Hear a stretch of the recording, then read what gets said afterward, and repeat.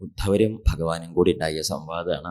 അതായത് ഈ ദ്വാരക 7 ദിവസത്തിൻ്റെ മുമ്പിലും ഇടയിൽ മുങ്ങിപ്പോവും, ഞാൻ ഇവിടുന്ന് പോവും എന്ന വർത്തമാനം പറഞ്ഞപ്പം എങ്ങനെയാണ് ഇവിടെ ഇനി ഞാൻ എന്താണ് ചെയ്യേണ്ടത്, എന്നെ അങ്ങ് പോകുമ്പോൾ കൂടെ കൊണ്ടുപോകണം എന്ന് പറഞ്ഞപ്പം അതുണ്ടാവില്ല, അഹന്താമമതകൾ ഉപേക്ഷിച്ച് ഭൂമിയിൽ സഞ്ചരിക്കുക എന്ന് പറഞ്ഞ് അഹന്താമമതകളെ ഇല്ലാണ്ടാക്കാനുള്ള വിദ്യ അത് പറഞ്ഞു കൊടുത്തു.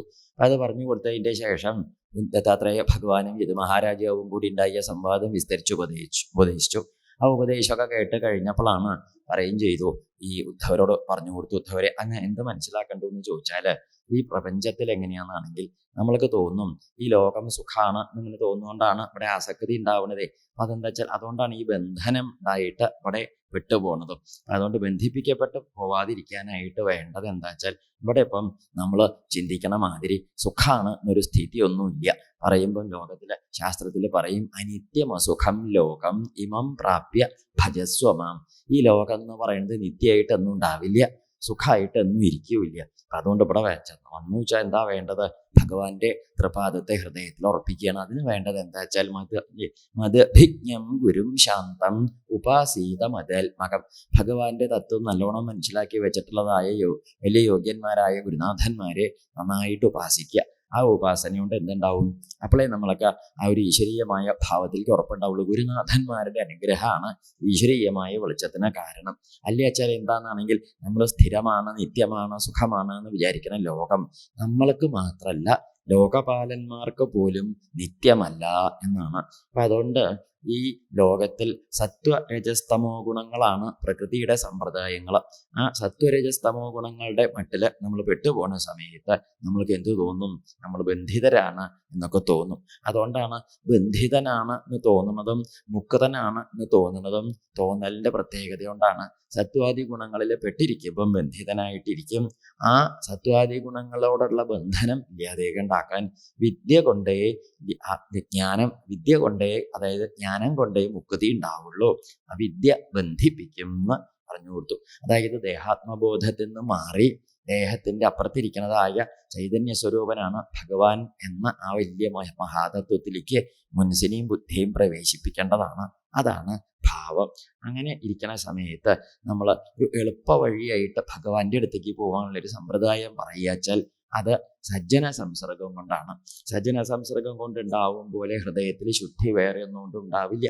അത്തരക്കാരുടെ കൂടെ കൂടി അവരുടെ വാക്കുകൾ കേട്ട് അവരുടെ കൂടെ സംസർഗം ചെയ്ത് ജീവിതത്തെ മുമ്പിലേക്ക് നല്ല വെളിച്ചത്തോടു കൂടി കൊണ്ടുപോകുന്നതിനാണ് സത്സംഗം എന്ന് പറയും. ഈ സത്സംഗം കൊണ്ടുണ്ടാവണ മാതിരി മഹിമ വേറെ ഒന്നുകൊണ്ടും ഉണ്ടാവില്ല. അതുകൊണ്ട് സജ്ജനങ്ങളുടെ ആ സംസർഗം കൊണ്ട് നന്മയിലേക്ക് പ്രവേശിച്ചവർ ധാരാളം പേര് ലോകത്തുണ്ട്.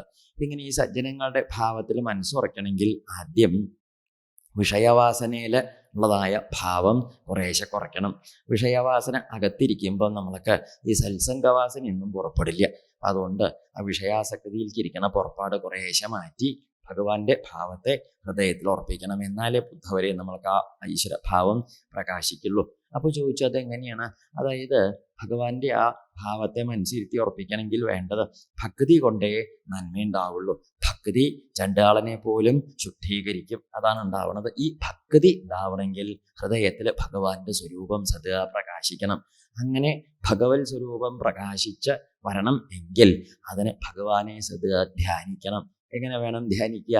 അഷ്ടാംഗയോഗത്തിൻ്റെ സമ്പ്രദായത്തിൽ യമം നിയമം ആസനം പ്രാണായാമം പ്രത്യാഹാരം ധാരണ ധ്യാനം സമാധി എന്ന് പറയുന്നതായ 8 അംഗങ്ങളോട് കൂടിയിട്ട് ഭഗവാന്റെ ഭാവത്തെ ഹൃദയത്തിൽ നല്ലോണം ധ്യാനിച്ചുറപ്പിക്കുക. സാങ്കോപാംഗം ഭഗവാന്റെ സ്വരൂപത്തെ ഹൃദയത്തിൽ ധ്യാനിച്ചുറപ്പിക്കുന്ന സമയത്ത് അങ്ങനെയുള്ള ധ്യാനയോഗിക്ക് സിദ്ധികൾ എന്ന് പറഞ്ഞൊരു കൂട്ടം മഹിമകൾ വന്നുകൂടും. ഈ സിദ്ധികളെ കുറിച്ച് പറയുമ്പം സിദ്ധികൾ സിദ്ധയോ അഷ്ടാദശ പ്രോക്താഹ എന്നാണ് പറയുക. 18 ജാതി സിദ്ധികളെ കുറിച്ച് പറയും. പക്ഷേ 18 ജാതി സിദ്ധികൾ ഉണ്ടെങ്കിലും അതിൽ 8 എണ്ണത്തിന് പ്രത്യേകം എടുത്ത് പറയാറുണ്ട്. അണിമ, ലഖിമ, മഹിമ, ഈശിത്വം, വശിത്വം, പ്രാപ്തി, പ്രാകാമ്യം എന്ന് പറഞ്ഞിട്ട് 8 എണ്ണം. ഇതിന് അഷ്ടൈശ്വര്യ സിദ്ധികൾ എന്നും പറയും. അപ്പം ഈ സിദ്ധികളൊക്കെ ഓരോന്ന് വന്നുകൂടുമ്പം ഈ സാധകനായ വ്യക്തി സിദ്ധിയുടെ മഹിമയിൽ ചെന്ന് പെട്ട് പുറപ്പെടുന്ന സമയത്ത് അദ്ദേഹത്തിന് തോന്നും താനൊരു വലിയ യോഗ്യനായി എന്ന് തോന്നും. അങ്ങനെ ഈ സിദ്ധികളിൽ ഭ്രമിക്കണവര് ലോകത്തില് ഉപാസനാ വഴിയിൽ മുമ്പിലേക്ക് പോവില്ല എന്ന് മാത്രമല്ല അവരുടെ ആ ഒരു ഈശ്വരോപാസനയുടെ വളർച്ച മുരടിച്ചു പോവുകയും ചെയ്യും. അതുകൊണ്ട് സിദ്ധികളെ ദാസിമാരെ പോലെ കൂട്ടാൻ പാടുള്ളൂ എന്ന് പറഞ്ഞു. പിന്നെ മാത്രല്ല, ഈ പ്രപഞ്ചം ഭഗവാന്റെ പ്രഭാവമാണ്. അതുകൊണ്ട് ഭഗവത് പ്രഭാവത്തെ സാധാരണക്കാർക്ക് സാധാരണ ദൃഷ്ടി കൊണ്ട് നോക്കിയാൽ കാണാനും സാധ്യമല്ല. അതുകൊണ്ട് പ്രപഞ്ചത്തിൽ എവിടെ നന്മകൾ പ്രകാശിച്ച് കാണണോ ആ നന്മകളൊക്കെ ഭഗവാന്റെ പ്രഭാവമാണ് എന്ന് ധരിച്ച് ഹൃദയത്തിൽ ഉറപ്പിക്കണം. അങ്ങനെ യദ് വിഭൂതിമൽ സത്വം ശ്രീമദൂർജിതമേവ തത്തദേവാവഗച്ഛത്വം മമ തേജോംശ സംഭവം എന്ന് പണ്ട് ഞാൻ ഗീതയില് ഭഗവാൻ അർജുനന് പറഞ്ഞു കൊടുത്ത പ്രകാരത്തിൽ പറഞ്ഞു കൊടുത്തു. അതായത് എവിടെ തേജസ്സായിട്ട് യോഗ്യമായിട്ട് നന്മയുള്ളതായിട്ട് എന്തെല്ലാം കാണണോ ആ കാണുന്നതൊക്കെ ഭഗവാന്റെ മഹിമയാണ്, ഭഗവാന്റെ പ്രഭാവമാണ് എന്ന് ധരിച്ചുറപ്പിക്കണം. ഇങ്ങനെയാണ് വേണ്ടത്. അപ്പൊ ഭഗവത് പ്രഭാവത്തെ പ്രപഞ്ചത്തിൽ കണ്ട് ധരിച്ച് മനസ്സിലാക്കാനുള്ള വിദ്യയാണ് ഈ പറയുന്നതായ സമ്പ്രദായം. അപ്പൊ ഉദ്ധവരെ ചോദിച്ചു, സ്വധർമാനുഷ്ഠാനം കൊണ്ട് എങ്ങനെയാണ് ഭഗവാന്റെ തൃപാദത്തിൽ ഭക്തി ഉണ്ടാക്കുക ചോദിച്ചു. അപ്പം പറഞ്ഞു കൊടുത്തു, സ്വധർമാനുഷ്ഠാനം എന്ന് പറഞ്ഞാൽ വർണ്ണാശ്രമ ധർമ്മ സമ്പ്രദായത്തിലുള്ളതായ ആ ആചാരാനുഷ്ഠാനങ്ങളെ കൊണ്ടാണ് ഈ ഭക്തിയുടെ ആ ഒരു മഹിമ ഉണ്ടാവുക. എങ്ങനെയെന്നാണെങ്കിൽ വർണ്ണാശ്രമ ധർമ്മങ്ങൾ ബ്രാഹ്മണ ക്ഷത്രിയ വൈശ്യശൂദ്രാദി സമ്പ്രദായത്തിൽ സ്വഭാവേന വന്നു കൂടുന്നതായ ആ ഒരു ധർമ്മങ്ങളും, പിന്നെ അവസ്ഥയ്ക്കനുസരിച്ച് ബ്രഹ്മചാരി, ഗൃഹസ്ഥൻ, വാനപ്രസ്ഥൻ, സന്യാസി എന്ന പ്രകാരത്തിൽ ഉണ്ടാവുന്നതായ ധർമ്മങ്ങളും, ഈ രണ്ട് ധർമ്മങ്ങളെയും വർണ്ണാശ്രമ സമ്പ്രദായങ്ങളാക്കി മനസ്സിലാക്കിയിട്ട് അതിൻ്റെ മഹിമയിൽ വേണം ഭഗവാന്റെ പ്രഭാവത്തെ ഹൃദയത്തിൽ ധരിച്ചുറപ്പിക്കാൻ. ഈ വർണ്ണാശ്രമ ധർമ്മങ്ങൾ നേരാമണ്ണം ഭഗവാന്റെ തൃപാദത്തിൽ ഉറപ്പിച്ച് അനുഷ്ഠിച്ച് വരുന്ന സമയത്ത് അത്തരക്കാര് അവരുടെ മനസ്സിനെ ഭഗവാന്റെ തൃപാദത്തിൽ ഉറപ്പിക്കാനായിട്ട് പ്രാപ്തന്മാരായിട്ട് തീരും. അങ്ങനെയാണ് ഭക്തിയുടെ സമ്പ്രദായത്തെ ഹൃദയത്തിൽ ഉറപ്പിക്കേണ്ടതെന്നും പറഞ്ഞു. അപ്പോൾ ചോദിച്ചു, എന്നിട്ട് ഇനി എന്താ വേണ്ടത്? ഈ പ്രപഞ്ചം എന്ന് പറയുന്നത് തന്നെ ഒരു പ്രത്യേകതയുണ്ട്. പ്രപഞ്ചത്തിന്റെ പ്രത്യേകത എന്താണെന്നാണെങ്കിൽ നമ്മൾ ജ്ഞാന വിജ്ഞാന ഭക്തികളുടെ വഴി കൂടി പുറപ്പെടുമ്പോഴേ അതിൻ്റെ ഒരു വഴിയിലേക്ക് എത്തുള്ളൂ. ജ്ഞാനം എന്ന് വെച്ചാൽ അർത്ഥം എന്താണെന്നാണെങ്കിൽ, ജ്ഞാനം എന്ന് പറയുമ്പം ഭഗവാന്റെ ഭാവത്തിലുണ്ടാവണേ ആ ഒരു പ്രപഞ്ചം സർവത്ര ഭഗവത് ഭാവമാണ് എന്ന ശുദ്ധമായ ബോധത്തിന്റെ പേരാണ് ജ്ഞാനം. അതായത് ഈശ്വരസ്വരൂപം തന്നെയാണ് പ്രപഞ്ചമായിട്ട് പ്രകാശിക്കുന്നത് എന്നുണ്ടാവുന്നതായ ആ ഉറച്ച ബോധം, അതാണ് ജ്ഞാനം. ഈ ജ്ഞാനം മാത്രമല്ല, ജ്ഞാനവും വിജ്ഞാനവും ഉണ്ടാവും. ഇപ്പം നമ്മൾ അറിഞ്ഞ് പഠിച്ച് മനസ്സിലാക്കി പ്രപഞ്ചം ഭഗവത് സ്വരൂപമാണ് എന്ന് മനസ്സിലാക്കുമ്പോൾ അത് ജ്ഞാനായി. ഈ ജ്ഞാനം അനുഭൂതിയുടെ തലത്തിലേക്ക് പ്രവേശിക്കുമ്പം, ഈശ്വരാനുഭൂതിയുടെ തലത്തിലേക്ക് കടക്കുമ്പം അതിനാണ് ഭക്തി വിജ്ഞാനം എന്ന് പറയുക. പിന്നീടുണ്ട് പ്രപഞ്ചത്തിലെ സർവത്ര ഭഗവത് ഭാവത്തിന്റെ പ്രത്യേകതയാണ് പ്രകാശിക്കുന്നത് എന്നുള്ളതായ ഒരു ബോധ്യം, ഭഗവാന്റെ തൃപാദത്തിലേക്ക് പരമമായ പ്രേമം അതുണ്ടാവുമ്പം അത് ഭക്തിയായി എന്ന് പറയും. അപ്പം അതുകൊണ്ട് നിർവിണ്ണാനാം ശുദ്ധമായ ഭാവത്തിൽ ഭഗവാന്റെ തൃപാദത്തിൽ ഉറപ്പിച്ച് വിരക്തന്മാരായ കൂട്ടരെ സംബന്ധിച്ച് പറയുമ്പം അവർക്ക് അവർക്ക് ഈ കർമ്മയോഗത്തിൽ പ്രവർത്തിക്കേണ്ട കാര്യമൊന്നുമില്ല. അവരെന്ത് ചെയ്താൽ മതി? നേരെ ജ്ഞാനമാർഗത്തിലേക്ക് പുറപ്പെട്ടു പോവാം. അവർക്ക് നിർവിണ്ണാനാം ജ്ഞാനയോഗോ എന്ന് പറയും. നിശേഷമായിട്ട് ആ വിരക്തി വന്നവർക്ക് ജ്ഞാനയോഗമാണ് വഴി. മാത്രമല്ല, സാധാരണ ആ മട്ടിലാണ് യോഗീശ്വരന്മാര്, ജ്ഞാനികളായ യോഗീശ്വരന്മാര് അങ്ങനെയാ പോവുക. ന്യാസിനാമിഹ കർമ്മസു എന്ന് അവർക്ക് ഇപ്പൊ പറയില്ലേ, നമ്മൾക്ക് ഈ ജ്ഞാനത്തിലൊന്നും ഉറപ്പ് വന്നില്ല, വിരക്തി വന്നില്ല എങ്കിൽ അവർക്ക് കർമ്മയോഗത്തിന്റെ വഴിയെ സ്വീകരിക്കാം. മാത്രമല്ല, കുറേശ്ശെ ജ്ഞാനത്തിലുണ്ട് ഉറപ്പ്, കുറേശ്ശൊക്കെ ഈ കർമ്മത്തിലുണ്ട് ഭാവം എങ്കിൽ അങ്ങനെയുള്ള കൂട്ടർക്ക് ഭക്തി യോഗമാണ് നല്ലത് എന്നാണ്. താവൽ കർമാണി കുർവീത നിർവിദ്യേത യാവത് എന്നാ പറയുക. എത്ര കാലം വരെയാണോ ലോകവിരക്തി വരാതെ കണ്ടിരിക്കുന്നത് അത്ര കാലം നമ്മൾ എന്ത് ചെയ്യണം? താവൽ കർമാണി കുർവീത. ഞാനൊരു സിദ്ധനായി അല്ലെങ്കിൽ നൈഷ്കർമ്മ്യ സിദ്ധിയിലേക്ക് എത്തി എന്നൊന്നും സ്വയം ധരിച്ച് കർമ്മങ്ങളെ ഉപേക്ഷിക്കുകയല്ല വേണ്ടത്. എന്ത് വേണം? ആ വിരക്തിയുടെ ഭാവത്തിൽ എത്താത്ത വരെ ഭഗവാന്റെ ഈ പ്രപാദത്തെ ഭജിച്ച് നിഷ്കാമമായി കർമ്മങ്ങൾ ചെയ്യുക. എന്നിട്ട് എന്ത് വേണം? മൽക്കഥ ശ്രവണാദൗവ ശ്രദ്ധായാവന്ന ജായതേ. ഭഗവത് കഥയിലേക്കൊന്നും ശ്രദ്ധ വരാത്തിടത്തോളം കാലം ഈ വിധത്തില് ഭഗവാന്റെ ഭാവത്തെ ഭജിക്കണം. പിന്നെ എന്താ വെച്ചാൽ ഭക്തി യോഗത്തിന്റെ വഴിക്ക് ഒരു പ്രത്യേകതയുണ്ട്. എന്താ? സർവം മൽഭക്തിയോഗേന മദ്ഭക്തോ ലഭതേഞ്ജസ. ഭഗവത് ഭക്തിയോഗത്തിന്റെ മഹിമ കൊണ്ട് ഭഗവാന്റെ തൃപ്പാദ ഭക്തൻ എല്ലാം നേടുന്നു. ഭക്തി കൊണ്ട് നേടാൻ സാധിക്കാത്തതായിട്ട് ഒന്നുമില്ല എന്ന് പറഞ്ഞു. അതുകൊണ്ട് ഭഗവാൻ തൻ്റെ ഭക്തന്മാർക്കെല്ലാം അനുഗ്രഹിച്ചു കൊടുക്കണം. ഇങ്ങനെ ഈ കർമ്മങ്ങളുടെ കഥ പറഞ്ഞു കൊടുത്തിട്ട് പറഞ്ഞു, ഇവിടെ എന്താ ചോദിച്ചാല് ഈ ഭഗവത്ഭാവമാണ് പ്രപഞ്ചത്തില്. അതായത് പ്രകൃതിയാണ് ഈ കാണായ പ്രപഞ്ചം പ്രകൃതിയാണ്. ആ പ്രകൃതിയിലേക്ക് ഭഗവാന്റെ ചൈതന്യം പ്രവേശിക്കുമ്പോഴാണ് ഇത് ചൈതന്യവത്തായിട്ട് തീരുന്നത്. അപ്പൊ അതുകൊണ്ട് പ്രകൃതിയിലൊന്നും സ്വയമേവ പ്രവർത്തിക്കണതില്ല. ആ പ്രകൃതിയുടെ മഹിമയിലേക്ക് ഭഗവാന്റെ പ്രഭാവ ചൈതന്യം പ്രവേശിക്കുമ്പം എല്ലാം ചൈതന്യവത്തായിട്ട് തോന്നുന്നു. ഫാൻ ഇങ്ങനെ ഇരിക്കുമ്പം അത് തിരിയില്ല, കറണ്ട് ഉണ്ടാവുമ്പോഴേ തിരിയുള്ളൂ. അപ്പൊ കറണ്ടാണ് ഫാനിനെ തിരിയണത് ഫാനാണെങ്കിലും തിരിക്കണത് കറണ്ടാണ്. എന്നാലോ കറണ്ട് ഇതിനുള്ളിൽ കയറി തിരിക്കണമില്ല. കറണ്ടിന്റെ സാന്നിധ്യത്തില് ആ യന്ത്രം സ്വയമേവ തിരിയും പോലെ സാക്ഷാൽ ഭഗവാന്റെ പരമപുരുഷന്റെ സാന്നിധ്യത്തില് പ്രകൃതി ഈ പ്രപഞ്ചത്തെ സൃഷ്ടിക്കണം. ഭഗവത്ഗീതയിൽ ഭഗവാൻ പറയും, മയാ അധ്യക്ഷേണ പ്രകൃതി സൂയതേ സചരാചരം. ഞാൻ ഇങ്ങനെ നോക്കിയിരിക്കുമ്പം എൻ്റെ സാന്നിധ്യത്തില് ഈ പ്രകൃതി പ്രപഞ്ചത്തെ സൃഷ്ടിക്കണം. ഇതാണ് വേണ്ടത്. അപ്പൊ അതുകൊണ്ട് ഇങ്ങനെയുള്ളതായ ഈ പ്രപഞ്ചത്തിൽ സഞ്ചരിച്ച് പുറപ്പെടുമ്പം പ്രകൃതിയുടേതാണ് പ്രപഞ്ചം എന്നുള്ളതുകൊണ്ട് ദ്വന്ദ്ഭാവങ്ങളാണ് പ്രപഞ്ചത്തിൽ പ്രകാശിച്ച് കാണുക. സുഖം ഉണ്ടാവും, ദുഃഖം ഉണ്ടാവും, നിന്ദ ഉണ്ടാവും, സ്തുതി ഉണ്ടാവും, ബഹുമാനം ഉണ്ടാവും, അപമാനം ഉണ്ടാവും, ലാഭം ഉണ്ടാവും, നഷ്ടം ഉണ്ടാവും, സിദ്ധി ഉണ്ടാവും, അസിദ്ധി ഉണ്ടാവും. ഇങ്ങനെയുള്ളതായ വിരുദ്ധ ദ്വന്ദ്വങ്ങള് ലോകത്തിൽ എപ്പോഴും ഉണ്ടാവും. ഈ വിരുദ്ധ ദ്വന്ദ്വങ്ങളുടെ സമാഹാരം ആണ് ലോകം. അപ്പൊ അതുകൊണ്ട് ഇതിലൊന്നും പെട്ട് കഷ്ടത്തിലാവേണ്ടതില്ല. നിന്ദിക്കുമ്പം അങ്ങടെ കഷ്ടത്തിലാവാനും സ്തുതിക്കുമ്പം അങ്ങടെ യോഗ്യനാവാനും ഈ വിധത്തില് ഈ ദ്വന്ദ്വങ്ങളില് ഭിന്നബുദ്ധി വളർത്തി ലോകത്തിൽ ജീവിക്കല് വലിയ കഷ്ടമാണ്. അതുകൊണ്ട് എന്ത് വേണം? വേണ്ടത് ലോകത്തിൽ എങ്ങനെയാന്ന് ചോദിച്ചാൽ സമഭാവേന പുറപ്പെടുകയാണ് നല്ലത്. ഏത് വിധത്തില്? ക്ഷിപ്തോവമാനിതോ, അങ്ങനെയുണ്ട്. ക്ഷിപ്തോവമാനിതോ സദ്ഭി പ്രലബ്ധോ സൂയിതോഥവാ താഡിത സന്നിബദ്ധോ വാ വൃത്യാവാ പരിഹാപിത. ചിലപ്പോൾ എന്താ വെച്ചാല് ചിലപ്പം ചിലര് പരിഹസിച്ചാലും ചിലര് ബഹുമാനിച്ചാലും നിന്ദിച്ചാലും അപമാനിച്ചാലും അതല്ല വലിയ കേമായിട്ട് കൊണ്ട് ബഹുമാനിച്ചാലും അങ്ങനെയൊക്കെയുള്ളതായ ഭാവങ്ങൾ വരുമ്പോൾ എന്ത് ചെയ്യേണ്ടതാണ്? ഒന്നും അനുസരിക്കണം. ഏതുപോലെ? നിഷ്ഠിതോ മൂത്രിതോ വാജ്ഞൈഹി, അങ്ങനെയുണ്ട്. ബഹുദൈവം പ്രകമ്പിത, അങ്ങനെയുണ്ട്. അപ്പൊ നിഷ്ഠിതോ മൂത്രിതോ വാ അഗ്നൈഹി. ചിലരിപ്പം നിന്ദിച്ചു, പല ജാതിയില് അത്യന്തം അങ്ങട് വളരെ വിഷമിക്കുന്ന രീതിയിലൊക്കെ അപമാനിച്ചു എന്നൊക്കെ വരും. അങ്ങനെയൊക്കെ വരുന്ന സമയത്ത് ശ്രേയസ്കാമ, നന്മ ഉണ്ടാവണം എന്ന് വിചാരിക്കണ കൂട്ടര്, ശ്രേയസ് നന്മ, അതായത് ലോകത്തിൽ തനിക്കെന്നും ഒരു ഈശ്വരീയമായ ഉയർച്ച ഉണ്ടാവണം എന്ന് വിചാരിക്കണ കൂട്ടര് എന്ത് ചെയ്യണം? ശ്രേയസ്കാമ കൃച്ഛ്രഗത ആത്മന ആത്മാനമുദ്ധരേത്. അവനവൻ ഉയർത്തിക്കൊണ്ടുവരണം. നമ്മളെ ഉയർത്തിക്കൊണ്ടുവരാൻ വേറെ ഒരാൾക്കും സാധ്യമല്ല. അവനവനെ നേരിയേക്ക് എടുക്കാൻ അവനവനേ പറ്റുള്ളൂ. അതുകൊണ്ട് എന്ത് ചെയ്യണ്ടോ?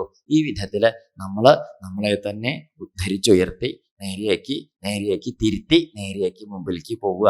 ഭഗവാൻ ഭഗവത്ഗീതയിലും പറയും എങ്ങനെ? ഉദ്ധരേത് ആത്മനാത്മാനം നാത്മാനം അവസാദയേൽ ആത്മൈവ ഹ്യാത്മനോ ബന്ധോ നാത്മൈവ രിപുരാത്മന.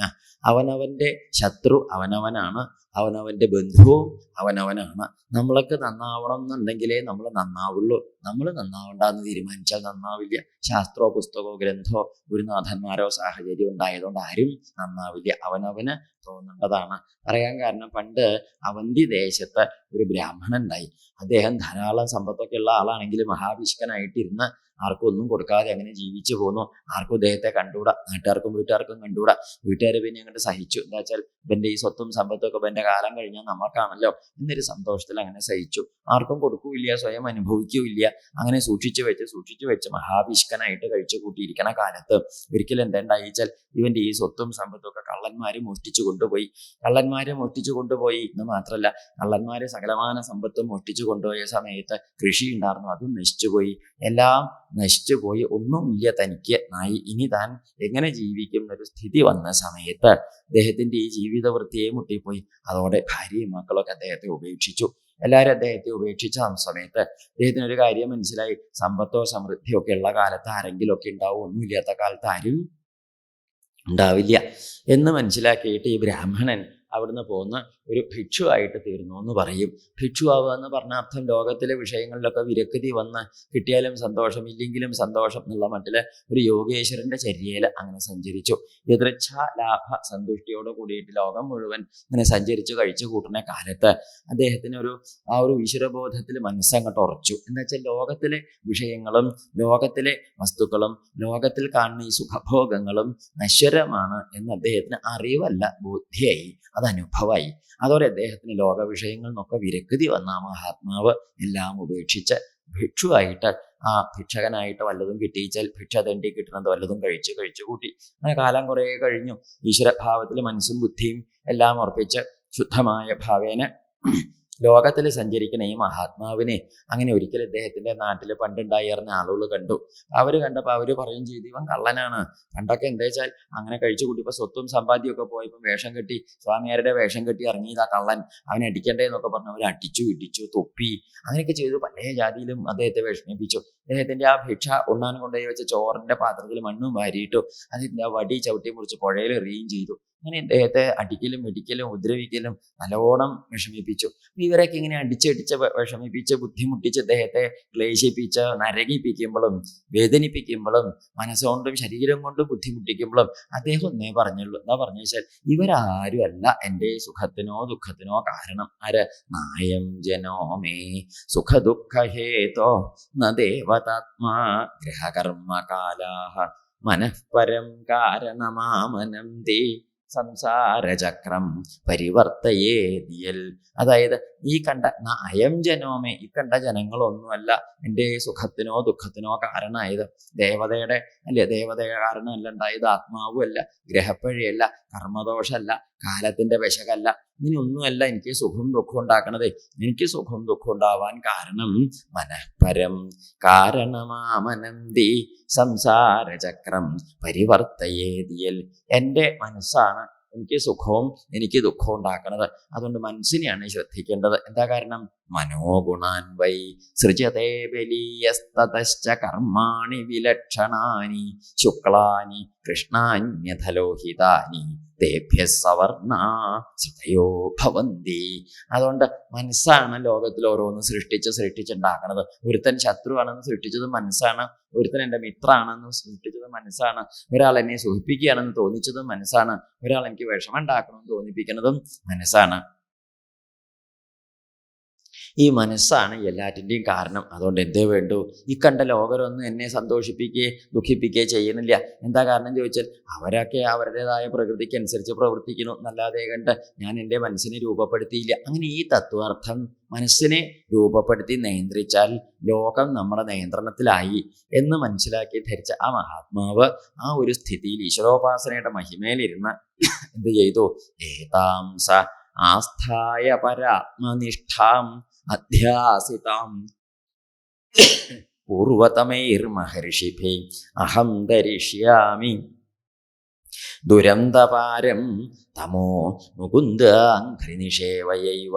അതുകൊണ്ട് ഈ ഒരു സ്ഥിതിയിലിരുന്ന് ഞാൻ ആ മുകുന്ദപാദാരവിന്ദത്തിൽ മനസ്സുറപ്പിച്ചിട്ട് നേരെ ഭഗവാനെ പ്രാപിച്ച് പോവുകയാണ് എന്ന് പറഞ്ഞ് അദ്ദേഹം ഭഗവാനെ ഭജിച്ച് ഭഗവത് പദത്തിലേക്ക് പ്രവേശിച്ചു.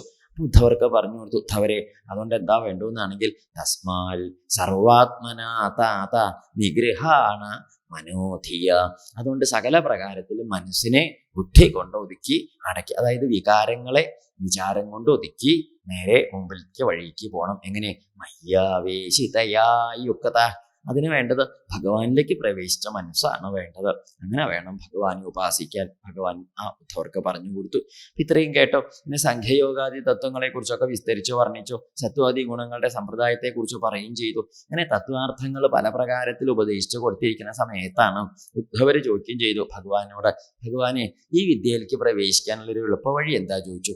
എളുപ്പവഴിയൊന്നുമില്ല, ആകെ ഒരു വഴിയുള്ളത് എന്താ ചോദിച്ചാൽ മനസ്സിരുത്തേണ്ടത് നമ്മൾ ഈ കൂട്ടുകെട്ട് എപ്പോഴും നന്നാക്കണം. കൂട്ടുകെട്ട് വെച്ചാൽ ആരുടെ കൂടെ നമ്മൾ കൂടുന്നു വെച്ചാൽ അതിനനുസരിച്ചേ നമുക്ക് കഥയുണ്ടാവുള്ളൂ. സജ്ജനങ്ങളുടെ കൂടെ കൂടുമ്പോൾ എപ്പോഴും ഒരു സദ്വിചാരത്തേക്ക് മനസ്സ് ചെല്ലും. സജ്ജന സംസർഗമാണ് ചെയ്യേണ്ടത്.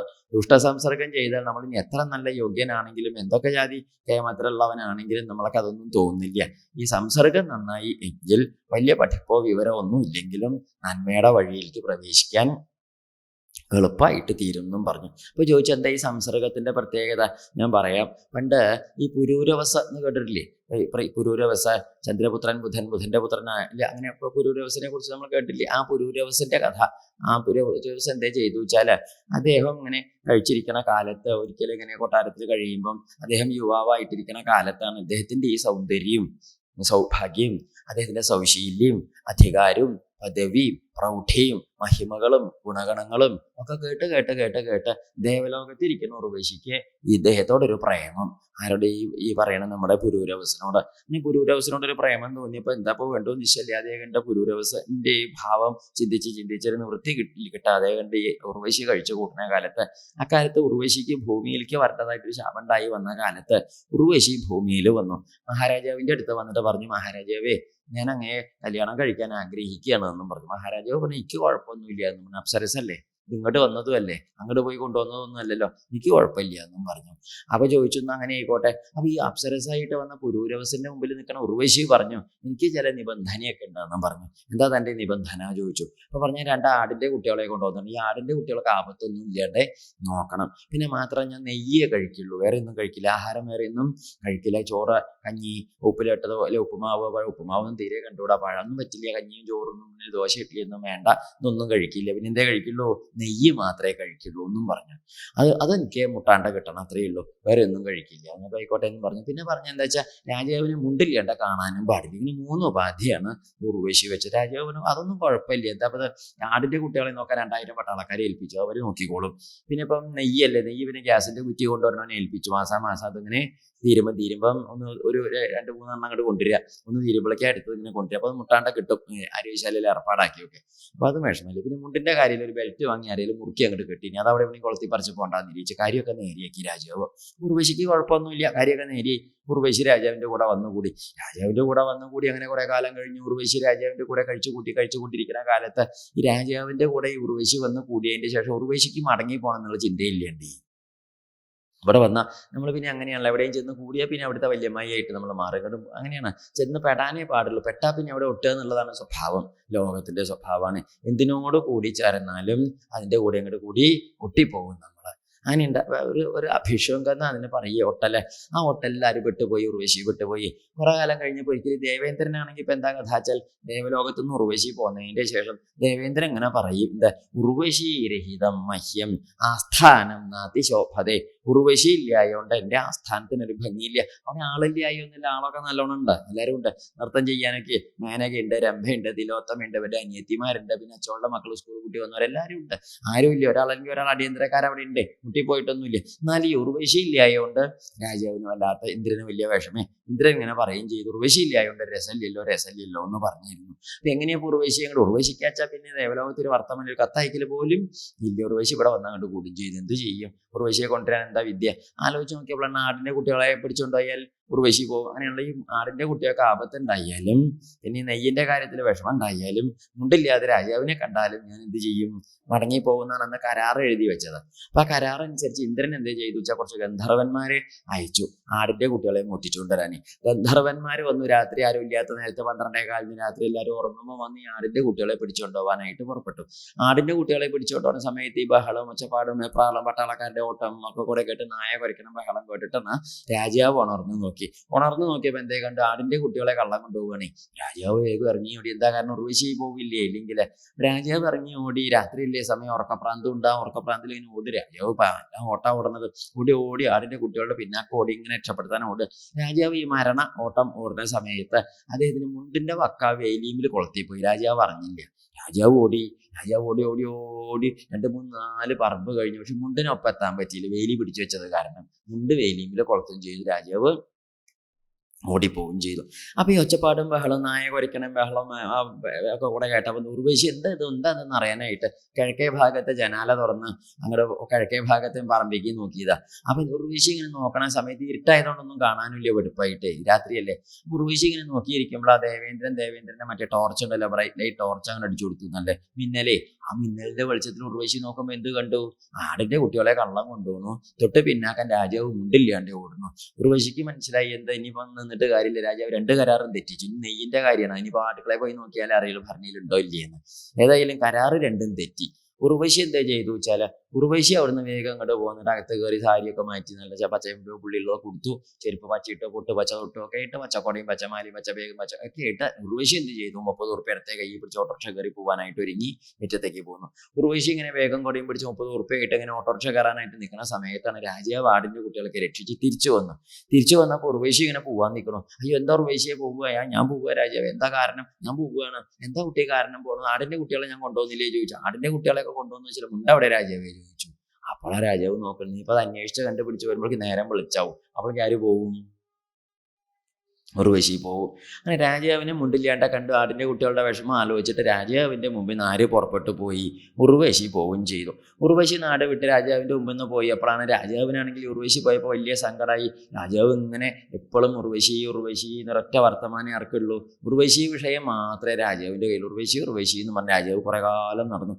കുറേ കാലം രാജാവ് ഇങ്ങനെ നടന്ന സമയത്താണ് കുറേ കാലം കഴിഞ്ഞപ്പോൾ രാജാവിന് തോന്നി, അയ്യയ്യേ എന്താ ഇപ്പം മഹോമേ മോഹവിസ്താര കാമകശ്മലചേതസ ദേവ്യാ ഗൃഹീതകണ്ഠസ്യ നായുഖണ്ഠ ഇമേ സ്മൃതാഃ. അത് പറയുകയും ചെയ്തു. അഹോമേ മോഹവിസ്താര, എൻ്റെ ഒരു അന്തല്യായി ഒന്നും പറയണ്ട. കാമകശ്മല ചേതസ ചെന്തർത്ഥം ഈ കാമപാരവശ്യം കൊണ്ടുണ്ടായ ഒരു അന്തല്യായല്ലേ പറയണ്ടോ. ദേവ്യ ഗൃഹീത കണ്ഠസ്യ, ആ ദേവി സംസർഗത്തിൽ ചെന്നപ്പെട്ട് കഷ്ടത്തിലാവുക കാരണത്താൽ ഉണ്ടായ എൻ്റെ നായുഖണ്ഠ ഇമേ സ്മൃത.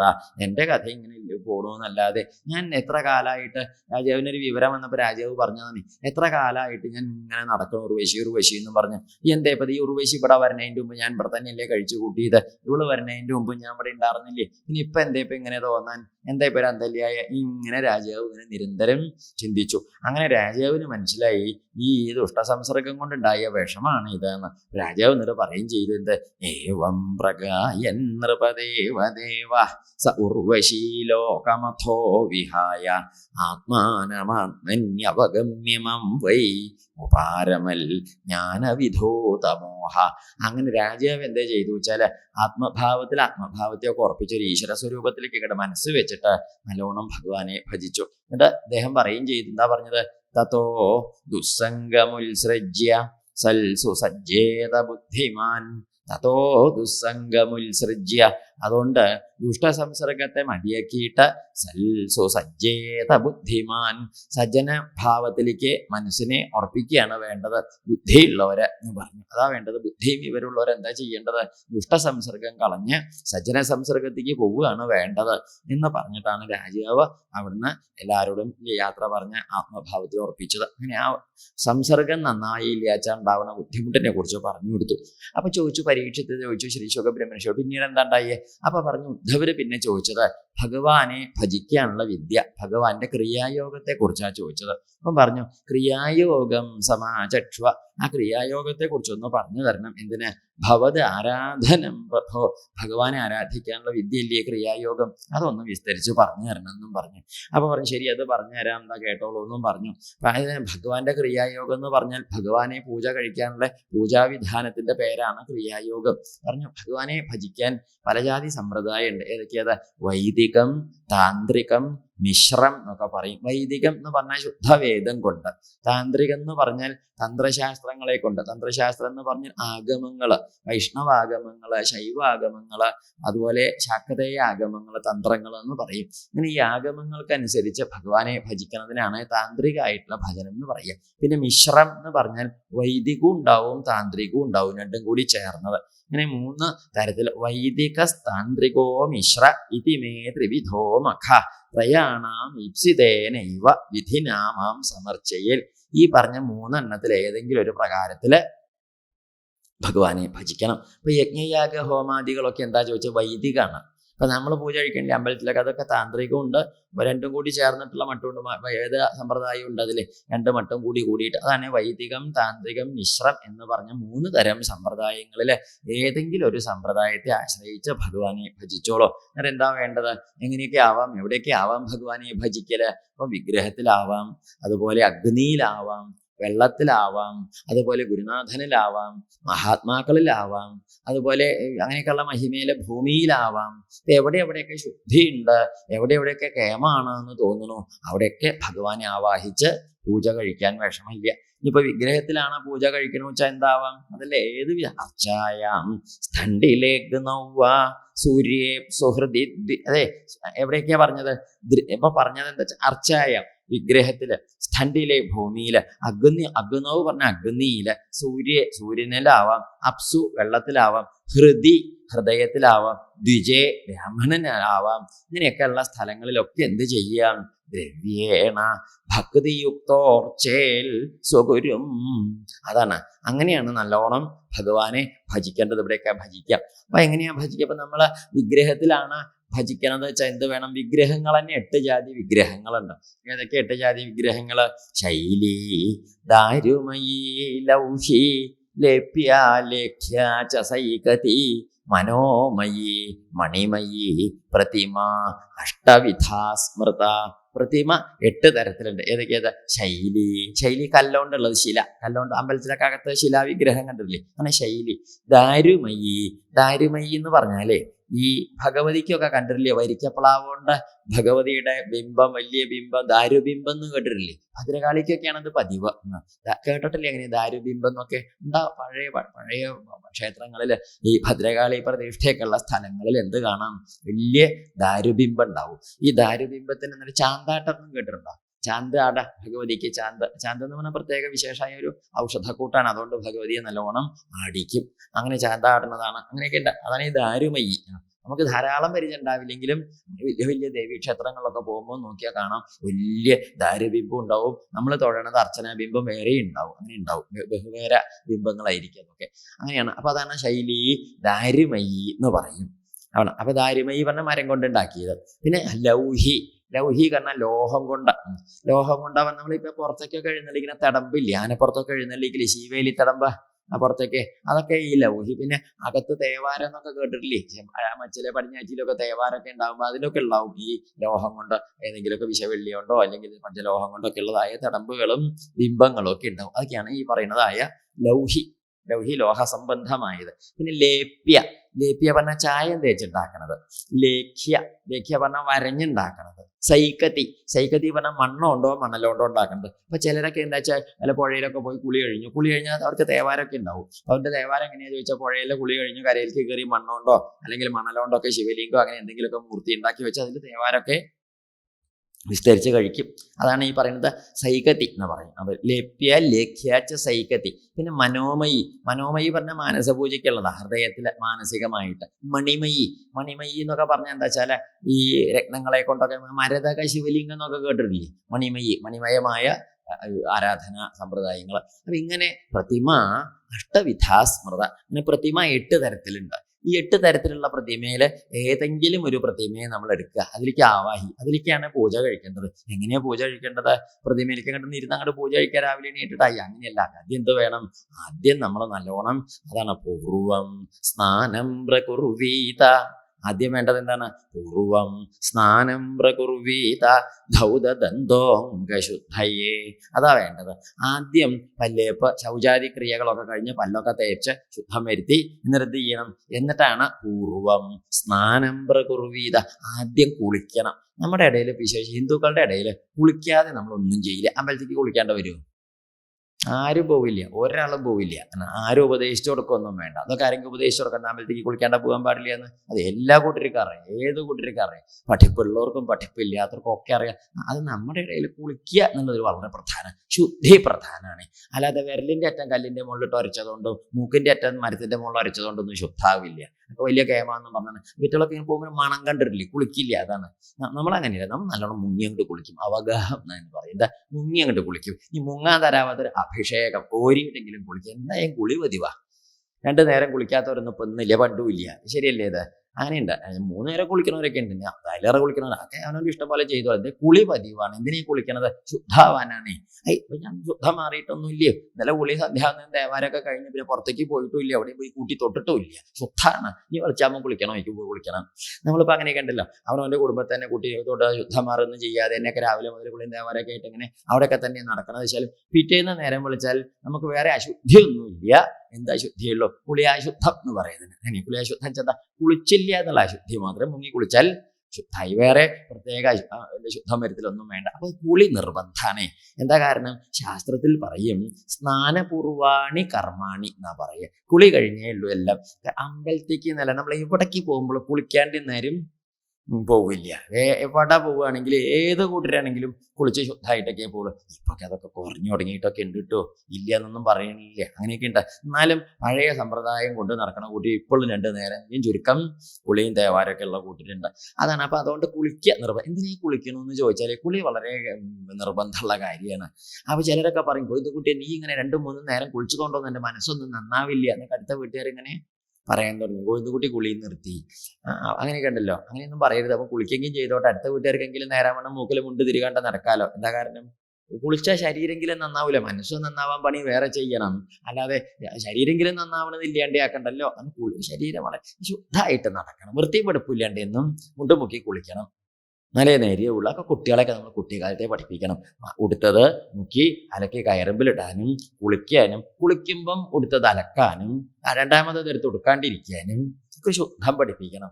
പിന്നെ അത് ജീവിതത്തിൽ എന്നുണ്ടോ, ഇല്ലെങ്കിൽ നാറി അങ്ങനെ നടക്കും. ഇപ്പൊ ഒന്നും അങ്ങനെയാണ്. ഇപ്പൊ ചോദിച്ചു, അങ്ങാടിയിൽ ഈ വസ്ത്രം വാങ്ങാൻ ചെന്നപ്പോൾ ചോദിച്ചു, ഉണ്ണി എന്ത് മതിയോ ചോദിച്ചു ഒരു മറ്റേ ജാതിയെ. ഇത് വെച്ചാൽ മണ്ണിന്റെ നിറല തരുമെന്നും പറഞ്ഞു. ഇതിനെ നിറലത് മണ്ണിന്റെ നിറല. പിന്നെ 2-4 മാസത്തേക്ക് മറ്റേ സാധനങ്ങൾ ശൂശൂന്നാക്കിയാലും മതിയേ. വല്ലാത്ത ജാതി. അതാ പറഞ്ഞത്. അങ്ങനെയല്ല വേണ്ടത്. മുക്കി അലക്കി കുളിക്കുക, ശുദ്ധാവുക. അതാണ് എന്താ ഇവിടെ പറഞ്ഞത്? പൂർവം സ്നാനം പ്രകുർവീത.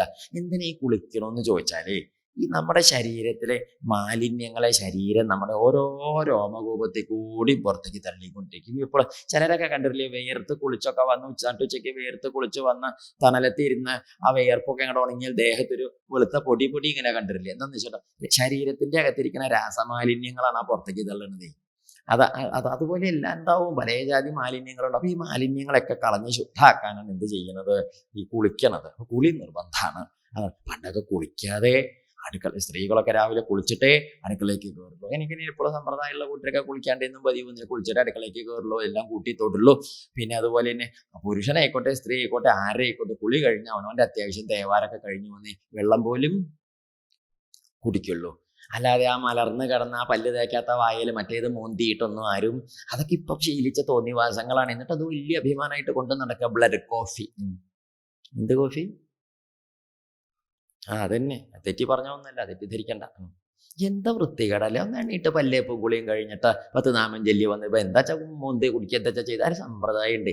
നമുക്കൊന്നും സമ്പ്രദായം ഇല്ലേ? നമ്മുടെ അടുത്ത തലമുറയ്ക്കൊന്നും ഇനി ഉണ്ടാവില്ല. വെറുതെ വലിയ പ്രസംഗിച്ചിരുന്ന ഒരു കാര്യമില്ല. അവനോനുള്ളത് അവനോൻ്റെനും ഉണ്ടാവുള്ളൂ. ഇല്ലേ? ശരിയല്ലേ? ഇത് ഉപ്പിട്ടാലല്ലേ കടുമാങ്ങയ്ക്ക് എന്തുണ്ടാവുള്ളൂ? മാവിന്റെ മുകളിലിരിക്കുമ്പോൾ അതിന് ഉപ്പിന്റെ പുളി ഉണ്ടാവുമോ? ഇല്ല. ഉപ്പിൽ കിടന്നാൽ തന്നെ ഇതിന് ഉപ്പ് ഉണ്ടാവുള്ളൂ എന്ന് പറഞ്ഞാൽ സമ്പ്രദായത്തിൽ ജീവിക്കുന്നവർക്ക് തന്നെ ആ സമ്പ്രദായം ഉണ്ടാവുള്ളൂ. അപ്പം നമുക്കൊക്കെ ആ സമ്പ്രദായം കുടുംബത്തുണ്ടെങ്കിൽ കുട്ടികൾ അടുത്ത തലമുറയ്ക്ക് ഉണ്ടാവും. എന്നാണ് എന്ത് ചെയ്യണം എന്ന് പറഞ്ഞത്? കുളിയുടെ പ്രത്യേകത. എങ്ങനെയാ കുളിക്കേണ്ടത്? മുങ്ങി ഇങ്ങോട്ട് വന്നാൽ മതിയോ? പോത്ത് മുങ്ങും പോലെ പോരാ. അതല്ലേ പറഞ്ഞത്? കുളി പറഞ്ഞതിന് ശേഷം പറയാണ് ഉഭയൈരപിച്ച സ്നാനം. എന്താണ്? ഉഭയൈരപിച്ച സ്നാനം മന്ത്രൈ മൃദ്ഗ്രഹണാദിഭേ. എന്താർത്ഥം? ഉഭയൈരപിച്ച സ്നാനം, 2 ജാതി കുളിയും കുളിക്കണം. ഒരു കുളീനെ എങ്ങനെയാ കുളിച്ചാൽ നമുക്കറിയില്ല. ഇത് 2 ജാതി കുളി. 2 ജാതി കുളി നമ്മൾ തെറ്റിദ്ധരിക്കണ്ട. മന്ത്രൈ മൃദ്ഗ്രഹണാദിഭി. മൃത്ത് എന്ന് പറഞ്ഞ മണ്ണാണ്. ഈ മണ്ണ് കുളിക്കുക. അതല്ല ഈ പണ്ടൊന്നും ഇന്നത്തെ മാതിരി സോപ്പ് അല്ലല്ലോ തേക്കാനൊന്നും. ദേഹത്തൊക്കെ തേച്ച് കുളിക്കാനും ശുദ്ധം വരുത്താനും ശൗചത്തിനും കുളിക്കാനും ഒന്നും പണ്ട് സോപ്പല്ല പതിവ്. പണ്ടൊക്കെ മണ്ണാണ്. ശ്രദ്ധിച്ചില്ലേ? കാരണന്മാർക്കൊക്കെ നിശ്ചയുണ്ടോ? മണ്ണ് കുളപ്പരയിൽ എന്തുണ്ടാവും? ഇതില് മണ്ണ്, പുറ്റുമണ്ണ് എന്ന് പറയുന്ന നല്ല ശുദ്ധമായ മണ്ണ്. ഈ മണ്ണാണ് തേച്ച് കുളിക്കാനൊക്കെ ശാസ്ത്രത്തിൽ പ്രത്യേകം വിധിയുണ്ട്. ത്രശ എന്നൊക്കെ പറഞ്ഞിട്ട്. അപ്പൊ ഈ മണ്ണ് തേച്ചിട്ടാ കുളിക്കുക. എന്നിട്ട് അപ്പൊ അതോടുകൂടി എന്ത് ചെയ്യും? കുളിച്ചാൽ ശുദ്ധാവും ചെയ്യും. ഈ മണ്ണെന്ന് പറഞ്ഞ ചില്ലറ സാധനമൊന്നുമല്ല. അതുകൊണ്ട് അന്നൊക്കെ ചൊറിയും കുറവാണ്. ഇന്നൊക്കെ അപ്പോൾ നമ്മൾ ഒന്ന് തേച്ചതിന് ചൊറി ഉണ്ടായിട്ട് അത് മാറാൻ വേറെ ഒന്ന് തേക്കുക ചെയ്യുക. എന്നാൽ അതിൻ്റെ ചൊറി മാറാൻ വേറെ. അങ്ങനെ നമ്മൾ ഏതാണ്ട് നമുക്ക് പിന്നെ ഇങ്ങനെ നേരെ ഉള്ളതുകൊണ്ട് തേച്ച് തേച്ച് നടക്കാനും പറ്റും. അങ്ങനെയല്ല പണ്ട്. ഇപ്പോൾ ഈ പ്രകൃതി ചികിത്സാ സമ്പ്രദായക്കാർ മണ്ണൊരു മരുന്നായിട്ട് ഉപയോഗിക്കുന്നുണ്ട്. ചില വയ്യായ്ക്ക് തേച്ച് പിടിപ്പിച്ചിട്ട് ചില ചൊറിയും ചൊരങ്ങൊക്കെ മാറ്റാനേ നമുക്ക് അത്ഭുതം തോന്നണ്ട. മണ്ണാണ് മരുന്ന്. മണ്ണിൽ നിന്നാണ് ഉണ്ടായത്, മണ്ണിക്കാണ് പോണത്, മണ്ണ് തന്നെയാണ് മരുന്ന്. മണ്ണെന്ന് പറഞ്ഞാൽ നമ്മുടെ മറ്റേ ജാതി മണ്ണല്ല, അതിന് പ്രത്യേക മണ്ണൊക്കെ ഉണ്ട്. അപ്പൊ ഈ മണ്ണ് തേച്ചിട്ട്, അതായത് മണ്ണെന്ന് പറഞ്ഞാൽ പറഞ്ഞ സോപ്പ് തന്നെയാണ് കണക്കാക്കിയോളൂ. ആദ്യം സോപ്പ് തേച്ച് അങ്ങോട്ട് കുളിക്കുക, ശുദ്ധമായിട്ട് കുളിക്കുക. കഴിഞ്ഞില്ല, മുങ്ങി ശുദ്ധം വരുത്തിയതിന്റെ ശേഷം എന്ത് ചെയ്യണം? മന്ത്രം കൊണ്ടും കുളിക്കണം. അങ്ങനെ മന്ത്രം കൊണ്ട് കുളിക്കുക, തളിച്ച് കുളിക്കുക എന്ന് പറയും. അവോഷ്ഠാദി മന്ത്രം ജപിച്ച് തളിച്ച് മുങ്ങി കുളിക്കുക. എന്തിനാ അതൊക്കെ ചെയ്യുന്നത്? അങ്ങനെയൊക്കെ കുളിച്ചാലേ ശുദ്ധാവുള്ളൂ. അങ്ങനെയുണ്ട്.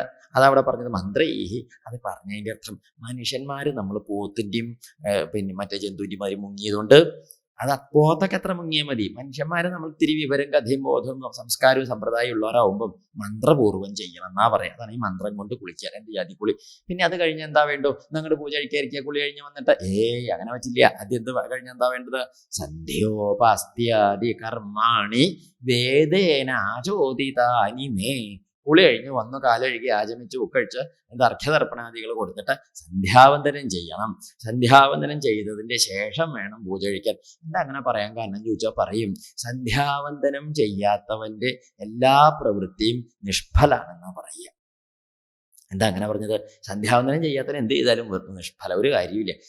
അതാണ് ആ വേദത്തിൽ പറയും, അഹരഹ സന്ധ്യാമുപാസീത. ദിവസവും സന്ധ്യാവന്തനം ചെയ്യണം എന്ന് പറയും. നമ്മൾ വേറെ ഇപ്പോൾ പൂജ കഴിക്കുക ദേവാലയമൊക്കെ ഉണ്ട് വെച്ചാൽ എന്തെങ്കിലും അശുദ്ധിയുള്ള കാലമാണെങ്കിൽ, വല്ല വലിയ മുട്ടൊക്കെ ഉണ്ടെങ്കിൽ നമ്മൾ എന്ത് ചെയ്യാറില്ല? മുട്ടും വിലയുള്ള കാലത്ത് നമ്മൾ അങ്ങനെ പടിഞ്ഞാറ്റി മച്ചൊക്കെ ഉണ്ടെങ്കിൽ അതിൻ്റെ ഉള്ളിലേക്കൊന്നും കയറി യുദ്ധം മാറാനൊന്നും കൂട്ടിത്തോടൊന്നും ചെയ്യില്ല. പിന്നെ അതൊക്കെ കഴിഞ്ഞ് പുണ്യാഹം കഴിഞ്ഞിട്ട് എന്ത് ചെയ്യുള്ളൂ? നമ്മുടെ ദേവാലയം. പക്ഷേ ഈ കാലത്താണെങ്കിൽ പോലും സന്ധ്യാവന്തനം മുടക്കാൻ പാടില്ല എന്നാ പറയുക. പെറ്റ അമ്മ മരിച്ച് കിടക്കുമ്പോഴും കുളിച്ചു വന്ന് 10 ഗായത്രി ജപിച്ച് സന്ധ്യാവന്തനം കഴിച്ചിട്ടേ അതിൻ്റെ ക്രിയ ചെയ്യാവൂ എന്നാണ് വിധി. മനസ്സിലായി? അത്രയ്ക്ക് നിർബന്ധമുള്ളതാണ്. എന്താ വിസ്തരിച്ചൊന്നുമില്ലെങ്കിലും ആ അത്രയ്ക്കും വലിയൊരു കഷ്ടമുള്ള സന്ദർഭം ഏറെ ഇല്ലല്ലോ. ഈ പെറ്റ അമ്മയുടെ വിയോഗം പോലെ ആ സന്ദർഭത്തിൽ പോലും എന്ത് മുട്ടിക്കാൻ വയ്യ? ഈ ക്രിയ മുട്ടിക്കാൻ വയ്യ. അതുകൊണ്ട് സന്ധ്യാവന്തനാദി ക്രിയയ്ക്ക് വേദത്തില് നിത്യകർമ്മം എന്നാ പറയുക. നിത്യകർമ്മങ്ങൾ നിത്യം ചെയ്യേണ്ടതാണ്, അതിനുപായം ഇല്ല. അപ്പൊ അതുകൊണ്ട് ഈ സന്ധ്യാവന്തനാദി കർമ്മങ്ങൾ 3 നേരം ഉള്ളത് കൃത്യമായിട്ട് ചെയ്യണവർക്കേ എന്തുണ്ടാവുള്ളൂ? അതിന്റെ ഫലം ഉണ്ടാവുള്ളൂ. ഇതിന്റെ ഫലം എന്തിൻ്റെയും ഫലം ഉണ്ടാവുള്ളൂ എന്നാ പറയും. അത് ദേവി ഭാഗവതത്തിൽ പറയും. ഈ സന്ധ്യാവന്തനാദി ക്രിയകൾ പറയുമ്പം പറയും, സന്ധ്യാവന്തനം ചെയ്യാത്തവനെ കുറിച്ച് പറയുമ്പം പറയും, ഇതുപോലെയെന്നാണെങ്കിൽ സന്ധ്യാഹീനനായവൻ വിഷഹീനോ യഥോരക. വിഷഹീനം, വിഷമില്ലാത്ത പാമ്പിന്റെ മാതിരി, ചേരയുടെ ഒക്കെ മാതിരിയാണ്. ചേര കണ്ടാലൊക്കെ പാമ്പിന്റെ മാതിരി ഉണ്ടാവും, പക്ഷെ ചേരയ്ക്ക് എന്തില്ല. നമ്മളിങ്ങനെ ആദ്യം വാലൊക്കെ കണ്ടപ്പോൾ പാമ്പാണെന്ന് നിരീക്ഷിച്ചിട്ട് മുണ്ടൊക്കെ നനഞ്ഞ് നിൽക്കുമ്പോഴാണ് തല കണ്ടപ്പോഴാണ് ചേരയാണ്. ഒരു പുച്ഛം കണ്ടിട്ടില്ലേ? ഒരു വിലയില്ല. അതേ ജാതി പാമ്പാണെങ്കിൽ നല്ല ബഹുമാനമായിട്ട് മുണ്ടൊക്കെ മടക്കഴിച്ചിട്ട് തൊഴുത് നിൽക്കും നമ്മൾ, പാമ്പിനെ കണ്ടാൽ പേടിച്ചിട്ടേ. അപ്പം പാമ്പിനെ പാമ്പാക്കി തീർക്കുന്നത് പാമ്പിന്റെ വിഷാംശം എന്ന് പറയും പോലെ ഒരു വിദ്വാനാക്കുന്നത്, ഒരു ബ്രാഹ്മണനാക്കുന്നത് അദ്ദേഹത്തിന്റെ ഈ സന്ധ്യാവന്തനാദി ക്രിയയുടെ മഹിമയാണ്. അതൊക്കെ ചെയ്യേണ്ടതാണെന്ന് പറയും. എന്നിട്ട് വേണം സന്ധ്യാവന്തനാദി ക്രിയകളൊക്കെ കഴിഞ്ഞ് വന്ന് ഭഗവാനെ പൂജ കഴിക്കണം. വിഗ്രഹാദികളിലേക്കാണ് ഭഗവാനെ പൂജ കഴിക്കണത് വെച്ചാൽ ആ വിഗ്രഹത്തിലേക്ക് ആവാഹിക്കണം. ആവാഹിക്കുക എന്ന് പറഞ്ഞാൽ വിളിച്ചു വരുത്തുക എന്ന അർത്ഥം. എവിടുന്ന്? തൻ്റെ ഹൃദയത്തില് ആത്മസ്വരൂപനായിട്ട് പ്രത്യേകാത്മഭാവേന ചൈതന്യ സ്വരൂപനായിട്ടിരിക്കുന്ന ഭഗവാന്റെ ആ ഒരംശത്തെ അക്ഷതത്തോടു കൂടിയിട്ട്, ഒരു കല എന്ന് പറഞ്ഞ അംശം അക്ഷതത്തോടു കൂടിയിട്ട് ആവാഹിച്ച് വിഗ്രഹത്തിലേക്ക് യോജിപ്പിച്ച് എന്നിട്ട് വേണം പൂജ കഴിക്കാൻ. ജലഗന്ധ പുഷ്പധൂപ ദീപ നൈവേദ്യാദികളെ കൊണ്ട് അവനവനെ കൊണ്ട് സാധിക്കണ മാതിരി മഹാകേമായിട്ടൊക്കെ കഴിക്കുക. എന്നിട്ടോ എല്ലാം ഭഗവാനെ സമർപ്പിക്കുക. നൈവേദ്യാദികളൊക്കെ സമർപ്പിച്ച് വേണ്ട മാതിരി സന്തോഷിപ്പിച്ചതിൻ്റെ ശേഷം നല്ലോണം നമുക്ക് സ്തവൈഹി ഉച്ചാവചൈഹി സ്തോത്രൈഹി പൗരാണൈഹി പ്രാകൃതൈരപി സ്തോത്രങ്ങള്, വൈദികങ്ങളായ സ്തുതികള്, വേദമന്ത്രങ്ങളെ കൊണ്ടൊക്കെ പുഷ്പാഞ്ജലി കഴിക്കണം. പിന്നെ വേദമന്ത്രങ്ങൾ അല്ലാതെ ലൗകികങ്ങളായ സ്തുതികളൊക്കെ ഉണ്ടെച്ചാൽ അതുകൊണ്ട് പുഷ്പാഞ്ജലി കഴിച്ച് നമസ്കരിക്കണം. പൂജയില് എന്നിട്ട് പൂജയൊക്കെ കഴിഞ്ഞ് പുഷ്പാഞ്ജലിയൊക്കെ കഴിഞ്ഞ പ്രസന്ന പൂജയുടെ ഒടുക്കം പുഷ്പാഞ്ജലിയും കഴിച്ചത്, എന്നിട്ട് പൂർണ്ണ പുഷ്പാഞ്ജലി കഴിച്ച് തൊഴുത് നമസ്കരിച്ചിട്ട് സ്തുത്വാ പ്രസീദ ഭഗവന് ഇതി. ഇതാണ് സ്തുതിച്ചും കൊണ്ട് പറയേണ്ടത്. ഇങ്ങനെയാണ്, ഭഗവന്, ഭഗവാനെ സ്തുത്വാ പ്രസീദ, ഭഗവാനെ പ്രസാദിക്കണേ എന്ന് പറഞ്ഞ് തൊഴണം. ഏതുപോലെ വന്ദേത ദണ്ഡവൽ, വടി പോലെ വീണ് നമസ്കരിക്കണം. ദണ്ഡവൽ എന്ന് പറഞ്ഞാൽ ദണ്ഡ നമസ്കാരം ചെയ്ത് തൊഴണം എന്നാ പറഞ്ഞത്. എങ്ങനെയാ വേണ്ടോ അതാ പറഞ്ഞത്. ശിരോമൽ പാദയോ കൃത്വാ ബാഹുഭ്യാം ച പരസ്പരം പ്രപന്നം പാഹി മാമീശ ഭീതം മൃത്യുഗ്രഹാർണവാൽ. ഇതാണ് പ്രാർത്ഥന. എങ്ങനെ? അതായത് ശിരോ മൽപാദയോ കൃത്വ, ശിരസ് ഭഗവാന്റെ പാദത്തിൽ വെച്ചിട്ട് എങ്ങനെ? ബാഹുഭ്യാം ച പരസ്പരം അഭിവാദ്യം ചെയ്ത് ഭഗവാന്റെ പാദത്തിൽ വലത് കൈകൊണ്ട് വലത് പാദവും ഇടത് കൈകൊണ്ട് അതിൻ്റെ താഴെ എന്ത് ചെയ്യണം? ഭഗവാന്റെ ഇടത് പാദം തൊട്ട് അഭിവാദ്യം ചെയ്യാ പറയില്ലേ നമ്മൾ? ആ അഭിവാദ്യം ചെയ്യണം. മറ്റിൽ ഭഗവാന്റെ പാദത്തിൽ രണ്ട് കൈ കൊണ്ടും പിടിച്ച് ശിരസ് ആ പാദത്തിൽ മുട്ടിച്ചിട്ട് എങ്ങനെ നല്ലോണം തൊഴുതിട്ട് പറയണം, പ്രപന്നം പാഹിമാം ഈശ, ഹേ ഭഗവാനെ പ്രപന്നനായ ശരണാഗതനായ എന്നെ അങ്ങ് രക്ഷിക്കണേ എന്ന് പറഞ്ഞ് ഭീതം മൃത്യുഗ്രഹാർണവാൽ, ഈ സംസാര സാഗരത്തിൽ ചെന്ന് പെട്ട് പോയിരിക്കണോ രക്ഷിക്കണേ എന്ന് പറഞ്ഞ് തൊഴുത് നമസ്കരിക്കുക. ഇതാ വേണ്ടത്. അങ്ങനെ പൂജ പൂർത്തിയാക്കിയതിൻ്റെ ശേഷം എവിടെ നിന്നാണോ ആവാഹിച്ചത് അവിടേക്ക് ഉദ്ദേശിക്കുക. അപ്പം ഭഗവാന്റെ ഹൃദയത്തിൽ നിന്നല്ലേ ആവാഹിച്ചത്, അവിടേക്ക് തന്നെ ഉദ്ദേശിക്കണം എന്നാ പറഞ്ഞത്. അപ്പം നമ്മളിപ്പം പൂജ കഴിച്ചത് എവിടെ ഇരിക്കണ ഭഗവാനെയാണ്? അവനവൻ്റെ അകത്തിരിക്കണ ഭഗവാനെയാണ്. ആലോചിക്കൂല എന്തൊരു ഭംഗി അതിന്. അകത്തിരിക്കണ ഭഗവാനെ ആവാഹിച്ച് പുറത്തേക്ക് കൊണ്ടുപോകുന്നു. നല്ലോണം പൂജ കഴിച്ച് പ്രസാദിപ്പിച്ച് ഉള്ളിക്ക് തന്നെ കൊണ്ടുപോയി അവിടെ പ്രതിഷ്ഠിക്കും. വീണ്ടും പൂജ കഴിക്കുമ്പം അങ്ങനെ ദിവസവും ഭഗവാനെ പൂജ കഴിക്കുന്ന ആളുകളില്ലേ, നിത്യം ദേവാരമൊക്കെ ഉള്ള കൂട്ടര്, അവർക്ക് എന്നും ഒരു ഈശ്വരാനുഗ്രഹം ഉണ്ടാവും. ഈ ഓട്ടുകിണ്ടി പോലെയാണ് നമ്മുടെ ഹൃദയം എന്നാ പറയും. ഓട്ടുകിണ്ടി എന്നൊക്കെ പറഞ്ഞാൽ മനസ്സിലായി, വെള്ളത്തിന്റെ കിണ്ടിയില്ലേ, പഴയ കിണ്ടാക്കി ആ കിണ്ടിയും കിണ്ണമൊക്കെ ഉണ്ടാവും, ഉരുളിയൊക്കെ ഉണ്ടാവും, ഓട്ടുരുളി. അതൊക്കെ നല്ലോണം ദിവസവും തേക്കണ പാത്രാച്ചാരം നല്ല നിറം ഉണ്ടാവും. കണ്ടിട്ടില്ലേ? പൂജാപാത്രങ്ങൾ ഓട്ടുരുളിയും കിണ്ടിയൊക്കെ നമ്മൾ ദിവസവും നല്ലോണം തേച്ച് മിനുക്കണ പാത്രമാണെങ്കിൽ കണ്ടാൽ സ്വർണം പോലെ ഉണ്ടാവും. അങ്ങനെ ഉണ്ടാവുക. അതുപോലെയാണ് ദിവസവും ഉപാസിക്കണവരുടെ, ദിവസവും ഭഗവാനെ പൂജ കഴിക്കണം, നിത്യമായിട്ട് പൂജ കഴിക്കണവരുടെ ഹൃദയത്തിൽ എപ്പോഴും എന്തുണ്ടാവും? ഭഗവാൻ അന്നും തേക്കുന്ന ഓട്ടുരുളി പോലെ സ്വർണം പോലെ തിളങ്ങിയിരിക്കും. എന്നാ അതില്ലാത്തവനാണെങ്കിലോ ഒന്നുമില്ല, എപ്പോഴെങ്കിലൊക്കെ ഉള്ളൂ. അങ്ങനെയുള്ളവർക്ക് എന്തുണ്ടാവും? ഈ ഓട്ടുരുളിയും ഓട്ടുകിണ്ണൊക്കെ കൊണ്ടുപോയി തട്ടുമ്പുറത്ത് കൊണ്ടുപോയിട്ട് 5-6 കൊല്ലം കഴിഞ്ഞ് എടുത്തുകൊണ്ടുവന്ന് എങ്ങനെയുണ്ടാവും? ആ ക്ലാവ് പിടിച്ച് കരി പിടിച്ച് ഈ കറുന്നനെ നിറായി, വെക്കാനും കൊള്ളില്ല എടുക്കാനും കൊള്ളില്ല, തേച്ചാ വെളുക്കൂല്ല. ശരിയല്ലേ? ഇത് അങ്ങനെയാണ്. അത് കരി പിടിച്ച് കറ പിടിച്ച് ക്ലാവ് പിടിച്ച് കിടക്കും. പിന്നെ എത്ര കാലം തേച്ചാലും അത് വെളുക്കുക അല്ലേ? അതുകൊണ്ടാ പറഞ്ഞത് ഹൃദയത്തിൽ ഭഗവാനെ സദാ ഉപാസിക്കണം. അങ്ങനെയാണ് ഭഗവത് ഉപാസന സമ്പ്രദായം. ആര് പറഞ്ഞു കൊടുത്തു? ഉദ്ധവർക്ക് ഭഗവാൻ. ഉദ്ധവരോട് എന്നിട്ട് പറയുകയും ചെയ്തു, ഇങ്ങനെയൊക്കെ നമ്മൾ ചെയ്യുമ്പോൾ എന്ത് വേണം? പരസ്വഭാവ കർമാണി ന പ്രശംസേൽ നഗരിഹയേൽ വിശ്വമേകാത്മകം പശ്യൻ പ്രകൃത്യ പുരുഷേണ ച. അതാ വേണ്ടത്. ഇതൊക്കെ ചെയ്താലും നമ്മുടെ കണ്ണ് പുറത്തേക്ക് വെച്ചാൽ നേരെയാവില്ല. ഇല്ലെങ്കിൽ നമ്മുടെ ഈ കണ്ണുകൊണ്ട് നമ്മൾ അന്യന്റെ കുറ്റം കുറവില്ലേ കാണുള്ളൂ, അവനവൻ്റെത് വല്ലതും കാണും. എല്ലാവരുടെയും കുറ്റവും കുറവും കാണുന്ന കണ്ണാണ് നമ്മുടെ കണ്ണ്. ആ കണ്ണിക്ക് ഒരു പൊടി പോയാൽ കാണണമെങ്കിൽ നാട്ടുകാരെ പിരിവെടുത്ത് വരണ്ടേ, എല്ലാവരും കൂടി വരണ്ടേ, നല്ല കാണാൻ പറ്റും. നമ്മുടെ കണ്ണിക്ക് പോയ പൊടി കാണാൻ നമുക്ക് പറ്റൂ? ഈ കണ്ണുകൊണ്ടാണ് നാട്ടുകാരുടെ എല്ലാ പൊടിയും നമ്മൾ കാണുന്നത്. അത്രയ്ക്കേ ഉള്ളൂ നമ്മുടെ കഥ. അതുകൊണ്ടാണ് പറഞ്ഞത് എന്ത് വേണം? പരസ്വഭാവ കർമാണി. മറ്റുള്ളവരുടെ സ്വഭാവങ്ങളെയും പ്രവൃത്തികളെയും ഒന്നും നമ്മൾ നിന്ദിക്കാനോ സ്തുതിക്കാനോ ഒന്നും പോണ്ട. എന്താ കാരണം? അതൊക്കെ പ്രകൃത്യാ പുരുഷേണ. ഓരോന്നിൻ്റെ പ്രകൃതി ഓരോന്ന്. അപ്പം മരത്തിൻ്റെ കാന്താരി മുളകിൻ്റെ മരത്തിന്മേലിരിക്കുന്ന കാന്താരി മുളക് ഇങ്ങനെ നല്ല ചുവന്നനം ഇരിക്കണം മുളക്. അത് നമ്മൾ പൊട്ടിച്ച് കണ്ണിലും മൂക്കിലും വായിലൊക്കെ തേച്ചാൽ എങ്ങനെ ഉണ്ടാവും? നല്ല രസം ഉണ്ടാവും. നേരം പോക്കിന് പിന്നെ എന്നൊന്നും വേണ്ട. എന്നിട്ട് നമ്മൾ മുളകിനെ കുറ്റം പറയും. മുളകിനെ എന്തിനാ കുറ്റം പറയുന്നത്? അതെൻ്റെ മരത്തിൻ്റെ മുകളിൽ നിൽക്കരുന്നില്ലേ? ഇറങ്ങി വന്ന് നമ്മുടെ കണ്ണിലും മൂക്കിലും കയറി ഇറങ്ങിയിട്ടൊന്നും ഇല്ലല്ലോ. ശരിയല്ലേ? അപ്പൊ എന്താ വേണ്ട? അത് അതിൻ്റെ പ്രകൃതിയാണേ. എന്തിൻ്റെ പ്രകൃതി? എരിവുണ്ടാവുക എന്നുള്ളത് മുളകിന് ജാതിയുള്ള പ്രകൃതിയാണ്. നമുക്ക് മാറ്റാൻ പറ്റില്ല, മുളകിനും പറ്റില്ല. കരിമ്പിൻ്റെ തണ്ട് പൊട്ടിച്ച് തിന്നാൽ നല്ല മധുരം ഉണ്ടാവും. അത് എരിയണമെന്ന് വിചാരിച്ചിട്ട് കാര്യമില്ല. അതിൻ്റെ പ്രകൃതി. അതിനൊരു കാലത്ത് എന്തൊക്കെ ചെയ്താലും അതിനെ എരിയണമെന്ന് മോഹിച്ചിട്ട് കരിമ്പിൻ്റെ തണ്ടിന് എന്ത് പറ്റില്ല? എരിയാനും പറ്റില്ല. കാന്താരി മുളകിനൊന്നും മധുരിക്കണം എന്ന് തോന്നിയാൽ മധുരിക്കാനും പറ്റില്ല. അത് അതിൻ്റെ പ്രകൃതിയാണ്. അപ്പം അതുകൊണ്ട് എന്തേ വേണ്ടു? ഇത്രയേ ഉള്ളൂ. നമ്മൾക്ക് മധുര വേണ്ട വെച്ചാൽ കരിമ്പിൻ്റെ തണ്ട് പൊട്ടിച്ച് തിന്നോളൂ. അല്ല എരിവാ വേണ്ട വെച്ചാൽ കാന്താരി മുളക് പൊട്ടിച്ച് കൊണ്ടുപോയിക്കോളൂ. അല്ലാതെ അതിന് ഇത് കുറ്റം പറയാൻ നിൽക്കണ്ട. എരിവ് ഇഷ്ടമുള്ളവന് ഈ കാന്താരി മുളക് ഇഷ്ടമാണ്, മധുരം ഇഷ്ടമുള്ളവന് കരിമ്പിൻ്റെ തണ്ട് ഇഷ്ടമാണ്. എരിവ് ഇഷ്ടമില്ലാത്തവന് മുളകിന് ഇഷ്ടമല്ല. ഈ മധുരം ഇഷ്ടമില്ലാത്തവന് കരിമ്പിൻ്റെ തണ്ടിന് ഇഷ്ടമല്ല. കരിമ്പിൻ്റെ തണ്ട് എന്ത് പഴിച്ചു? മുളക് എന്ത് പഴിച്ചു? അർത്ഥം മനസ്സിലാവണില്ലേ? ഇത്രയുള്ള ലോകത്തിന്റെ കഥ. അതുകൊണ്ട് പറഞ്ഞു വന്നത് എന്താണെന്ന് ചോദിച്ചാൽ പ്രകൃത്യാ പുരുഷേണച്ച, ലോകം പ്രകൃതിയാണ്. അതുകൊണ്ട് മുളക് നന്ന് കരിമ്പ് മോശാണ്, കരിമ്പ് നന്ന് മുളക് മോശാണ് എന്നൊന്നും പറയണ്ട. അത് അങ്ങനെയാണ്. അതുപോലെ ലോകത്തിൽ അങ്ങനെ ഓരോരുത്തരുടെ സ്വഭാവം ഓരോന്ന്. നമ്മൾ അതിനൊന്നും എന്ത് ചെയ്യാൻ പുറപ്പെടണ്ട, നിന്ദിക്കാനോ സ്തുതിക്കാനൊന്നും പോണ്ട. ഇതേ ആശയം തന്നെ മുമ്പും പറഞ്ഞിട്ടുണ്ട്. നാഹം നിന്ദേ നചസ്തൗമി സ്വഭാവ വിഷമം ജനം. ഈ സ്വഭാവം കൊണ്ട് ഒരുപോലെയല്ല. വിഷമം ചെൽ സമല്ല. ആദ്യ സ്വഭാവം സമല്ലല്ലോ. ഇരട്ടപ്പെട്ട 2 കുട്ടികളാണെങ്കിൽ പോലും ഒന്നിന്റെ സ്വഭാവം പോലെയല്ല മറ്റേതിൻ്റെത്. ഒരേ ഗർഭത്തിൽ 10 മാസം ഇരുന്ന് ഒരച്ഛൻ്റെ അമ്മയുടെയും മക്കളായിട്ട് ജനിച്ചു വന്നതിനാണ് ഈ ഇരട്ട കുട്ടികളെന്ന് പറയും. അവർക്ക് പോലും എന്തല്ല സ്വഭാവം ഒരുപോലെയല്ല, വ്യത്യാസം കണ്ടിട്ടില്ലേ? എന്നുവെച്ചാൽ എന്താ അർത്ഥം? അതുകൊണ്ടാ പറഞ്ഞത് പ്രകൃതിയാണ്, നമുക്ക് മാറ്റാൻ പറ്റും. മറ്റുള്ളവരെ സ്തുതിക്കാനും നിന്ദിക്കാനല്ല. അവനവനെ നന്നാക്കാൻ വല്ല വഴിയുണ്ടോ എന്ന് അവനവന്റെ അകത്തേക്ക് നോക്കുക. പക്ഷെ നമ്മൾ അവനവന്റെ അകത്തേക്കല്ല നോക്കുക, അന്യന്റെ മുഖത്തേക്കാണ് നോക്കുക. അവന്റെ കുറ്റും കുറവൊക്കെ നമ്മൾ കാണും. അങ്ങനെയല്ലേ പതിവ്? കർപ്പൂരം നമ്മൾ പറഞ്ഞു, എന്താ വല്യമ്മയെ മുഖത്തൊക്കെ കരി തേച്ച് വന്നിരിക്കണത് ചോദിച്ചു. ആ വല്യമ്മ കർപ്പൂരത്തിന്റെ പാത്രം തൊട്ടപ്പോഴേ ലേശം കരിയായത് ഇവിടെ ഇങ്ങനെ തോണ്ടിയപ്പോൾ അവിടെ ആവും ചെയ്തു. അപ്പൊ അവൻ കണ്ടിട്ടില്ല, അത്രയേ ഉള്ളൂ. അപ്പോഴാണ് നമ്മൾ കളിയാക്കി പുറപ്പെട്ടതേ. എന്താ ലേശയുള്ള നമ്മുടെ മുഖത്ത് കരി, നമ്മുടെ മുഖം കരിയോയിൽ മുക്കിയിട്ടാ കൊണ്ടുവന്നു, അത് നമുക്ക് കാണാനും ഇല്ല.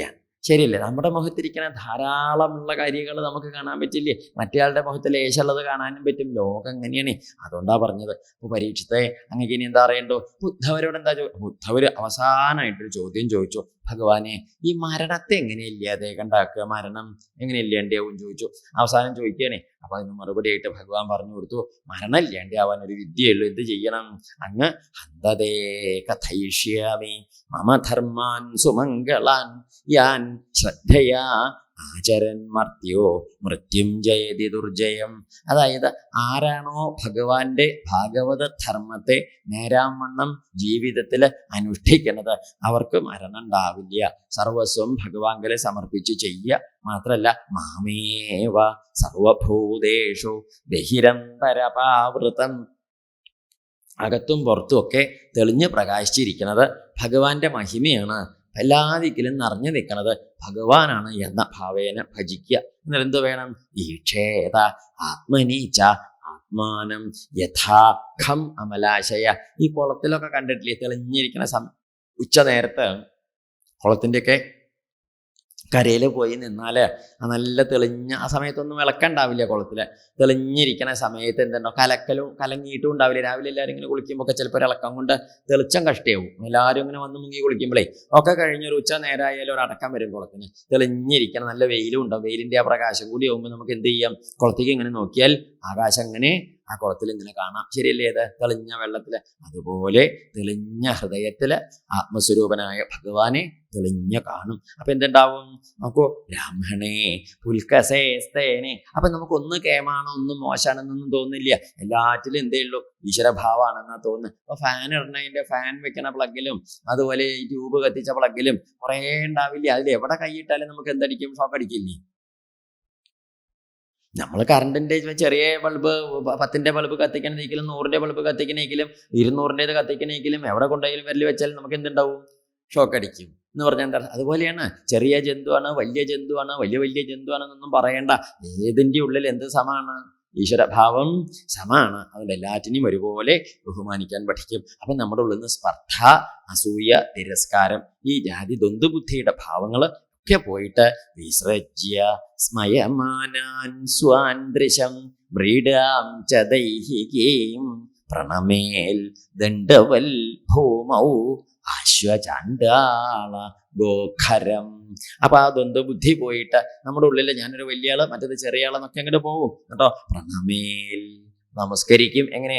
ദണ്ഡവൽ വടി പോലെ വീണ് നമസ്കരിക്കും. എന്നിട്ടോ അതുണ്ടാവണത് അങ്ങനെ നമസ്കരിക്കാനുള്ള ഒരു മനസ്സ്, അങ്ങനത്തെ ഒരു ഭാവം വരും. അവരെ ഇതാണ് വേണ്ടത്. ഇത്രയാണ് അങ്ങേക്ക് പറഞ്ഞു തരാനുള്ളത്. ഇനി എന്താ അങ്ങേക്ക് അറിയേണ്ടത്? ഉദ്ധവർ എന്താ അറിയാൻ എല്ലാം പറഞ്ഞു. ഇനി പ്രത്യേകിച്ച് ഒന്നും അറിയാനില്ല. സന്തോഷമായി. ആയിക്കോട്ടെ. അതുകൊണ്ട് അങ്ങ് എന്ത് ചെയ്യണം? അഭ്യുദ്ധവ ത്വയാ ബ്രഹ്മ സഖേ സമവധാരിതം. അങ്ങ് ഈശ്വരതത്വം നല്ലോണം മനസ്സിലാക്കി വെച്ചില്ലേ? മനസ്സിലാക്കി. അഭിദേവികതോ മോഹ, അങ്ങയുടെ അന്തല്യായൊക്കെ മാറിയില്ലേ? എന്നെ കാണാൻ വരുമ്പോൾ ചെറിയ അന്തല്യായി കണ്ടർന്നൊക്കെ പോയില്ലേ? പോയി. ശോകശ്ചാസവും മനോഭവ, ആ ദുഃഖത്തിന്റെ ആ ഒരു ക്ലേശം ഒക്കെ പോയില്ലേ? ഒക്കെ പോയി. അതുകൊണ്ട് അങ്ങ് എന്ത് ചെയ്യരുത്? നെയ്തൽ ത്വയാ ദാംഭികായ നാസ്തികായ ശഠായ ച അശുശ്രൂഷോരഭക്തായ ദുർവിനീതായ ദീയതാം. അതായത് ഈ വിദ്യ അങ്ങ് എന്ത് ചെയ്യരുത്? ദാംഭികന്മാർ, പൊങ്ങച്ചക്കാർക്ക് കൊടുക്കരുത്, നാസ്തികന്മാർക്ക് കൊടുക്കരുത്, പിന്നെ ശഠന്മാര് കടുംപിടുത്തക്കാർക്ക് കൊടുക്കരുത്, കേൾക്കാൻ മോഹമില്ലാത്തവന് കൊടുക്കരുത്, ഭക്തി ഇല്ലാത്തവന് കൊടുക്കരുത്, വിനയില്ലാത്തവനും കൊടുക്കരുത്. അവർക്കൊന്നും കൊടുത്താൽ ഇത് ഫലിക്കില്ല. പിന്നെ ആർക്കത് കൊടുക്കേണ്ടത്? കൊടുക്കേണ്ട ആളുടെ പേരും പറഞ്ഞു കൊടുത്തു. ഏതൈർദോഷൈർവിഹീനായ ബ്രഹ്മണ്യായ പ്രിയായ ച സാധവേ ശുചയേ ബ്രൂയാൽ ഭക്തി സ്യാൽ ശൂദ്രയോഷിതാം. ആർക്കൊക്കെ ആവാം? ഈ ദോഷങ്ങളൊന്നും ഇല്ലാതെ ബ്രഹ്മണ്യന്മാരായിട്ട് ഭഗവത് പ്രിയന്മാരായിട്ട് സജ്ജനങ്ങളായ ശുദ്ധിയുള്ള കൂട്ടരില്ലേ, ഭക്തിയുള്ള കൂട്ടര്, അവർക്ക് കൊടുക്കാം, ആരായാലും കൊടുക്കാം എന്ന് പറഞ്ഞു. അങ്ങനെ ഉപദേശിക്കാനുള്ള വഴിയും പറഞ്ഞു കൊടുത്തു. ഇനിയിപ്പോൾ അങ്ങേക്ക് എന്താ കേൾക്കേണ്ടത്? അവരപ്പളേക്ക് ഇങ്ങോട്ട് വന്നു, കൈ രണ്ടും കൂപ്പി ഭഗവാന്റെ മുമ്പിൽ വന്ന് തൊഴുതിട്ട് പറഞ്ഞു, ഭഗവാനെ ബദ്ധാഞ്ജലി. ബദ്ധാഞ്ജലി കൈ ഇങ്ങനെ കൂപ്പി പിടിച്ചിട്ട് പ്രീത്യുപരുദ്ധ കണ്ഠോ. ഭഗവാന്റെ തൃപാദത്തിൽ ഭക്തി ഇങ്ങോട്ട് വർദ്ധിക്കുക. കാരണം കണ്ഠം ഇങ്ങോട്ട് മുട്ടിയിട്ട് ന കിഞ്ചിതൂജേ അശ്രുപരിപ്ലുതാക്ഷ. ഒന്നും ഇങ്ങോട്ട് മിണ്ടാൻ പറ്റിയില്ല. എന്താ കാരണം? അശ്രുപരിപ്ലുതാക്ഷൻ, കണ്ണുനീര് നിറഞ്ഞിട്ട് ഭഗവാന്റെ മഹിമയില് അദ്ദേഹം എന്ത് ചെയ്തു? വിഷ്ടഭ്യചിത്തം പ്രണയാവഘൂർണം ധൈര്യേണ രാജൻ ബഹുമന്യമാന കൃതാഞ്ജലി പ്രാഹയതു പ്രവീരം ശീർഷ്ണാസ്പൃശം തച്ചരണാരവിന്ദം. കയ്യുകൂപ്പി മനസ്സുറപ്പിച്ച് ഭഗവാന്റെ പാദത്തിൽ ശിരസ് മുട്ടിച്ച് തൊഴുത് നമസ്കരിച്ചിട്ട് പറഞ്ഞു, ഭഗവാനെ, അടിയന്റെ എല്ലാ വിഷമവും തീർന്നു. എന്തേത്? വിദ്രാവിതോ. അതുണ്ടായത് വിദ്രാവിതോ മോഹമഹാന്ധകാരോ യ ആശ്രിതോ മേ തപസന്നിധാനാൽ വിഭാവസോ കിം नु സമീപകസ്യ ശീതം തമോഭീഃ പ്രഭവന്ത്യജാദ്യ. ഭഗവാനെ, അങ്ങയുടെ ആ തൃപാദത്തെ ആശ്രയിക്കുക. കാരണം എൻ്റെ അകത്തിരിക്കണേ ആ ഒരു അജ്ഞാനത്തിന്റെ അന്ധകാരം ഉണ്ടായിരുന്നില്ലേ? വിദ്രാവിതോ. അജ്ഞാന അന്ധകാരം ഓടിപ്പോയി, എങ്ങടോ പോയി. എന്താ കാരണം? ആശ്രിതോ മേ തവ സന്നിധാനാൽ.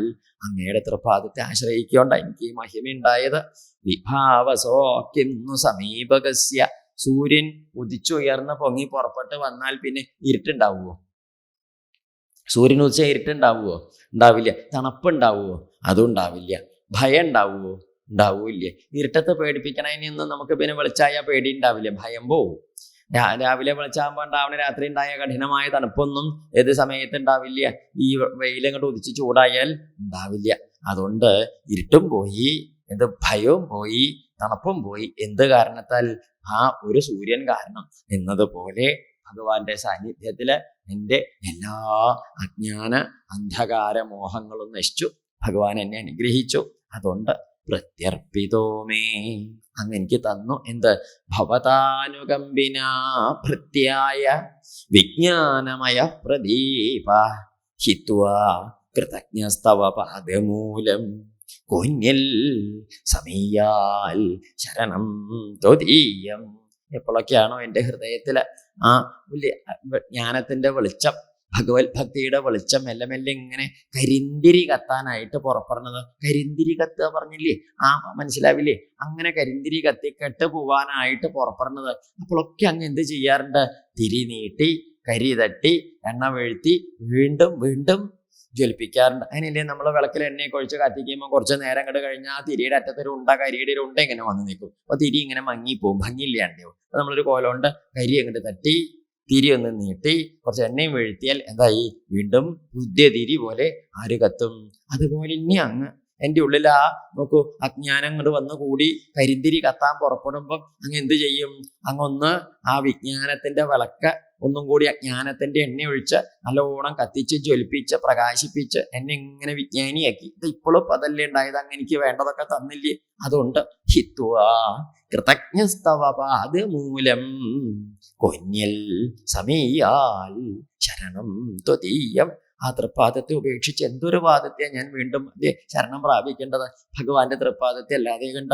അതുകൊണ്ട് ഞാൻ ആ ഭഗവത് പാദങ്ങളെ ആശ്രയിക്കുകയാണേ എന്ന് പറഞ്ഞിട്ട് അടിയൊരു പ്രാർത്ഥനയുള്ളൂ എന്ന് പറഞ്ഞു. അവര് ഭഗവാനെ നമസ്കരിച്ചിട്ട് പറഞ്ഞു, നമോസ്തുതേ. നമസ്കരിക്കുക അല്ലാണ്ട് എന്തേപ്പം വയ്ക്കൂ?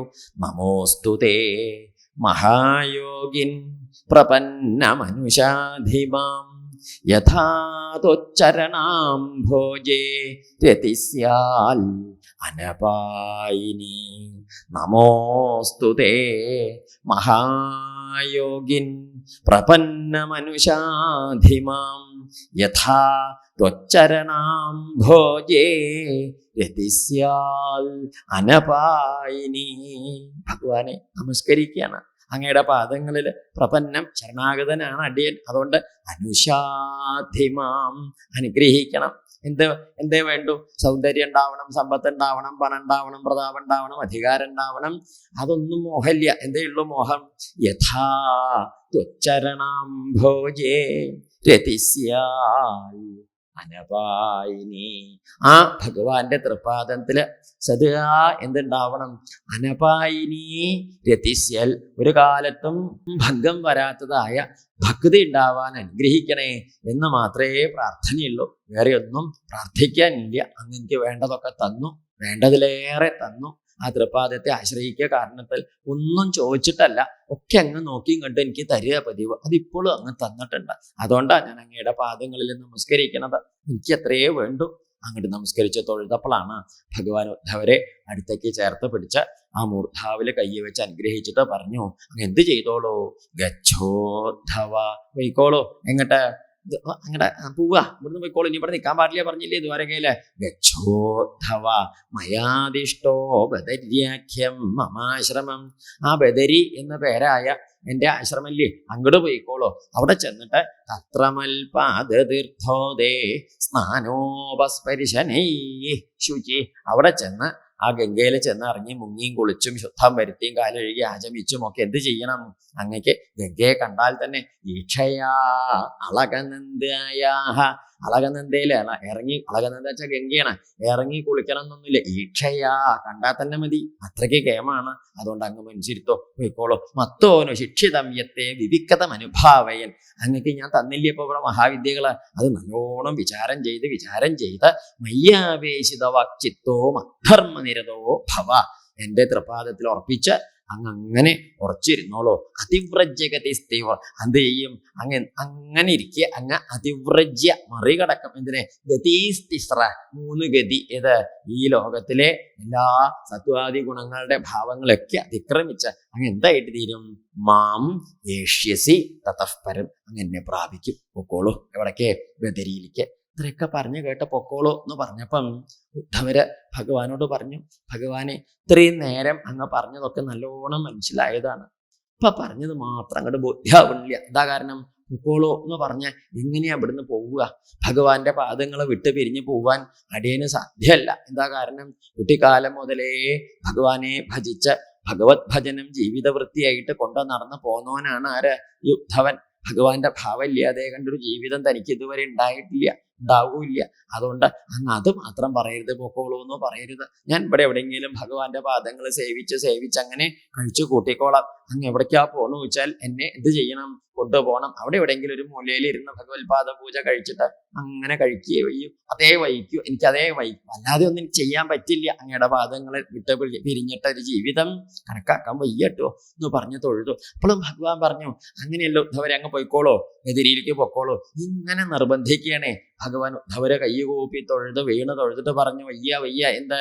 നാഹം തവാഘ്രികമലം ക്ഷണാർദ്ധമപി കേശവാൻ ത്യക്തും സമുത്സഹേ നാഥ സുധാമനയ മാമപി. അതുകൊണ്ട് അങ്ങ് എന്ത് ചെയ്യരുത്? അങ്ങേ ത്യജിച്ചു പോവാൻ എനിക്ക് പറ്റില്ല. അതുകൊണ്ട് എന്ത് ചെയ്യണം? അങ്ങ് നാഹം, എനിക്ക് പറ്റില്ലേ. അതാണ് നാഹം തവാഘ്രേ കമലം. ഒരിക്കലും സാധ്യമല്ല ആ പാദങ്ങളെ വിട്ട് പിരിഞ്ഞു പോവല്. അതുകൊണ്ട് അങ്ങ് എന്ത് ചെയ്യണം? സ്വധാമനയ മാമപി. അങ്ങ് പോകുമ്പം പോണ ദിക്കിലേക്ക് അടിയനും കൂടി കൂടെ കൂട്ടണേ. അതങ്ങ് ചെയ്യണം. ഇത്രയും കാലം എനിക്ക് വേണ്ടതൊക്കെ അങ്ങ് ചോദിക്കാണ്ടേയും പറയാണ്ടേയും ചെയ്തു തന്ന മട്ടില് എന്നെ അങ്ങ് പോകുമ്പോൾ കൂടെ കൊണ്ടുപോകണം. അതെന്റെ പ്രാർത്ഥനയാണ് എന്ന് പറഞ്ഞു ഭഗവാനോട്. ഭഗവാൻ വീണ്ടും പറഞ്ഞു, ഉദ്ധവരെ പരിഭ്രമിക്കേണ്ട, അങ്ങ് പൊക്കോളൂ, ബദരിയിലേക്ക് പൊക്കോളൂ, പരിഭ്രമിക്കേണ്ട, ഞാൻ ഉണ്ടാവും കൂടെ. ഉദ്ധവർക്ക് ബുദ്ധിയില്ല. ഉദ്ധവര് പറഞ്ഞു, ഇല്ല, എനിക്കത് പറ്റില്ല. എന്താ കാരണം? കുട്ടിക്കാലം മുതലേ എൻ്റെ ഓരോ പ്രവൃത്തിയും ഭഗവത് പൂജയായിട്ടാണ് ഞാൻ കഴിച്ചത്. എപ്പോഴൊക്കെ എങ്ങനെയൊക്കെ ശയ്യാസനാടന സ്ഥാന സ്നാന ക്രീഡാശനാദിഷു കഥം ത്വാം പ്രിയമാത്മാനം വയം ഭക്താ ത്യജേമഹി. ഉണ്ണുമ്പോഴും ഉറങ്ങുമ്പോഴും നടക്കുമ്പോഴും പാടുമ്പോഴും പറയുമ്പോഴും ഇരിക്കുമ്പോഴും സദാ ഭഗവാനെ തന്നെ സദാ കണ്ടും തൊഴുതും നമസ്കരിച്ചും ശീലിച്ച ഭഗവാനെ പൂജ കഴിച്ച അങ്ങനെ ഒരു മട്ടിലും മാതിരിയിലും ജീവിച്ചു വന്ന തനിക്ക് ഞങ്ങൾക്ക് എങ്ങനെയാ ഭഗവാനെ കഥം ഭക്തസ്ത്യജേമഹി, എങ്ങനെയാ ഭഗവാന്റെ പാദങ്ങളെ ത്യജിച്ചൊരു ജീവിതം കണക്കാക്കുക? സാധിക്കില്ല. അത് പറയരുത്. ആര് പറഞ്ഞു? ഉദ്ധവര്. ഭഗവാൻ വീണ്ടും നിർബന്ധിച്ചു. ഭഗവാന്റെ നിർബന്ധം അങ്ങോട്ട് കലശലായപ്പം ഈ ഉദ്ധവര് ഭഗവാൻ നിർബന്ധിക്കുകയാണ്. ഉദ്ധവരാണെങ്കിൽ ഭഗവാന്റെ പാദത്തിൽ നമസ്കരിച്ചിരിക്കണം. ഭഗവാൻ വീണ്ടും ഒടുക്കം ഭഗവാന്റെ നിർബന്ധം അങ്ങോട്ട് കലശലായപ്പം ഇങ്ങനെയപ്പം ഭഗവാൻ ഇങ്ങനെയൊക്കെ പറയുമ്പം പറഞ്ഞാൽ കേൾക്കായ നല്ല സമ്പ്രദായമല്ല. പൂവാണ്ടിരിക്കാനും വയ്യ, പൂവാനാണെങ്കിൽ അതും വയ്യ, പൂവാണ്ടിരിക്കാനും വയ്യ, പൂവാനാണെങ്കിൽ അതും വയ്യ. എന്തോ വേണ്ടോ നിശല്യാതെ കണ്ട് ആ ഉദ്ധവര് ഭഗവാന്റെ ആ വാക്യങ്ങൾ ഇങ്ങനെ കേട്ട ഭഗവാന്റെ പാദത്തിൽ തന്നെ മനസ്സുറപ്പിച്ച് ഒടുക്കം സ ഏവ മുക്തോ ഹരിമേധസോദ്ധവം പ്രദക്ഷിണം തം പരിസൃത്യ പാദയോഃ ശിരോ നിധായ അശ്രുകലാഭിരാർദ്രധീഃ നിഷിഞ്ചൻ. ഭഗവാന്റെ പാദത്തിൽ എങ്ങനെയാ പോവുക? ഭഗവാൻ നിർബന്ധിക്കണോ? അവരെങ്ങനെ നിർബന്ധം കണ്ട് കനശലായപ്പം ഒന്ന് മെല്ലെ നോക്കിയതാണ് പറ്റുമെന്ന്. ഭഗവാന്റെ പാദത്തേക്ക് തിരിഞ്ഞു നോക്കി വളരെ സാവധാനത്തില് നടന്ന് കുറച്ച് ദൂരം അങ്ങോട്ട് ചെന്നു. പറ്റണില്ല, പിടിച്ച് വലിക്കണേ, ഹൃദയം ഇങ്ങനെ പിടിച്ച് പറക്കണ വേദനയാണ്. ഉദ്ധവരോട്ടി വന്ന ഭഗവാന്റെ പാദത്തിൽ വീണ് തൊഴുതു. ഭഗവാനോട് പറഞ്ഞു, എനിക്ക് പറ്റില്ല. വീണ്ടും ഭഗവാൻ പറഞ്ഞു, ഉദ്ധവരെ ഗച്ഛോദ്ധവ, അങ്ങ് പോയിക്കോളൂ. ഉദ്ധവരെ സാവകാശത്തില് അങ്ങോട്ട് മെല്ലെ പോവുക. മെല്ലെ അങ്ങോട്ട് പോവും. ധൃതിയിൽ ഓടി വരും.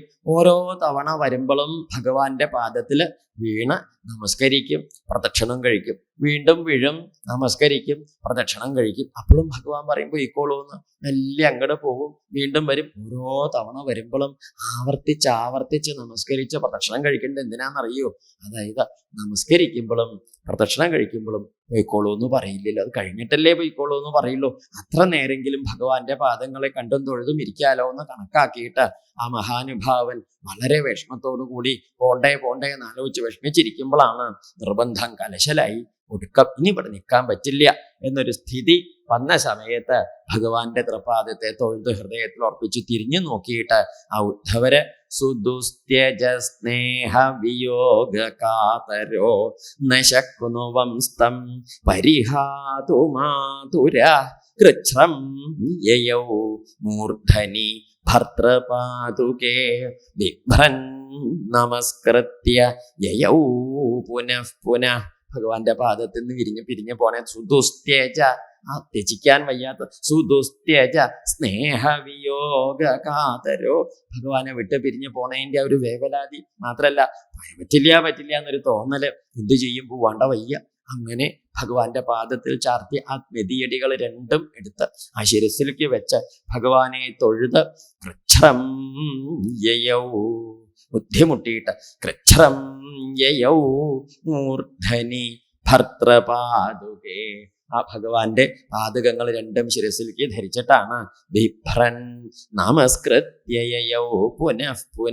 അങ്ങനെ ആ പാദകങ്ങൾ ശിരസിൽ ധരിച്ച ഭഗവാന്റെ പാദങ്ങളെ തിരിഞ്ഞു നോക്കി തൊഴുത് ഇനി എന്തേ വേണ്ടോ? ഭഗവാന്റെ പാദങ്ങൾ ആ കണ്ണിൽ നിന്ന് മറയണത് വരെ നോക്കി ഉദ്ധവര് മെല്ലെ നടന്ന് ബദരിയിലേക്ക് പോയി. ആ പാദങ്ങൾ ഇനി കാണില്ല എന്ന് ഉറപ്പായി. ഉദ്ധവര് ബദരിയിലേക്ക് പോയപ്പോഴാണ് ഭഗവാൻ ആശ്വാസമായി. ആ വലിയൊരു കാര്യം ചെയ്തു തീർത്തു. എന്താ? ഞാൻ ആ ഭാഗവത മഹിമ ആരെ ഏൽപ്പിച്ചു കൊടുത്തു? ആ വിളക്ക് കത്തിച്ച് ഉദ്ധവരുടെ കയ്യിൽ കൊടുത്തു. ഇനി അദ്ദേഹം ആ വിളക്ക് പരിപാലിച്ചോളും. നല്ല കഥയുള്ള ആളാണേ, കെടുത്തി കളയില്ല. ഭഗവാൻ സമാധാനായി. ഇനി ഇവിടുന്ന് സമാധാനം പോലെ പോവാം.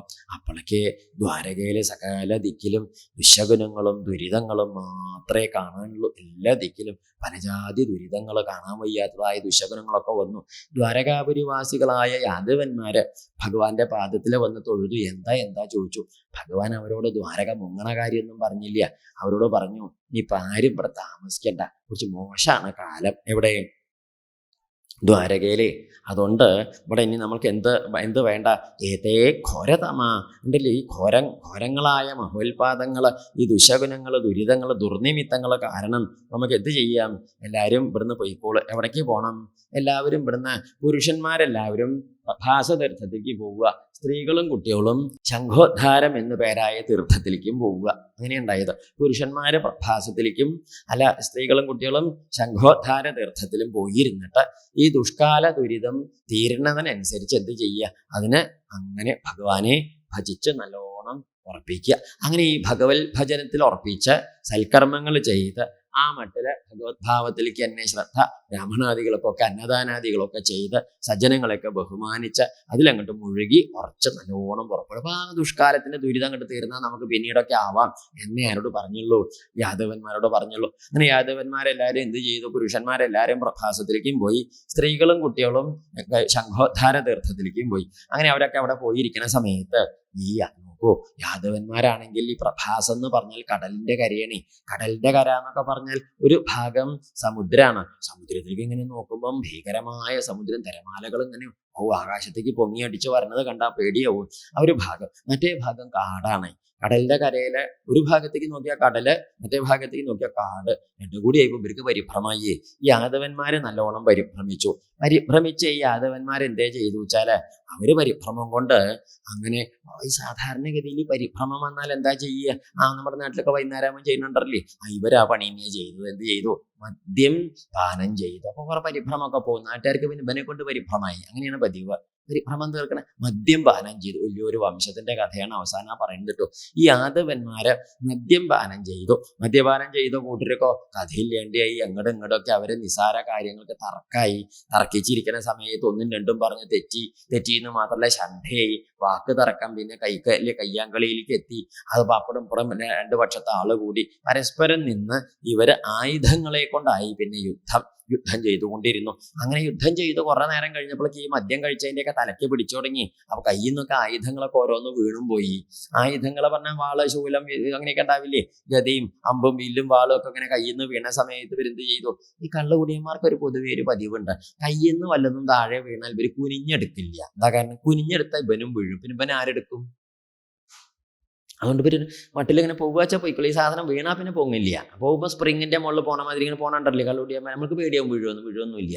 ആ മട്ടിലൊന്നും പോയിക്കോളും. വണ്ടിക്കാർ നോക്കിയാൽ മതി റോഡും മേലെ, അത്രയേ ഉള്ളൂ. അപ്പൊ അവരൊന്ന് ഒതുങ്ങിപ്പോയാൽ ഇവന് നല്ലോണം പോവാം. ഒതുങ്ങിപ്പോയാൽ ലോറിക്കാരും ബസ്സുകാരൊക്കെ ഒന്ന് ഒതുങ്ങി അച്ചടക്കത്തിൽ പോയാൽ കള്ളുടിയനെ നേരാമണ്ണം റോഡുമ്പോൾ ആ മട്ടില്. അപ്പൊ ഇവറ്റോളം ഇങ്ങനെ ഈ കഥയില്ലാണ്ട വന്നവരുടെ കയ്യില് ശരേഷു ക്ഷീയമാണേഷു ഭജ്യമാനേഷു ധന്യസു ശസ്ത്രേഷു ക്ഷീയമാണേഷു മുഷ്ടിഭിർജഹ്രുരേരകാഹ.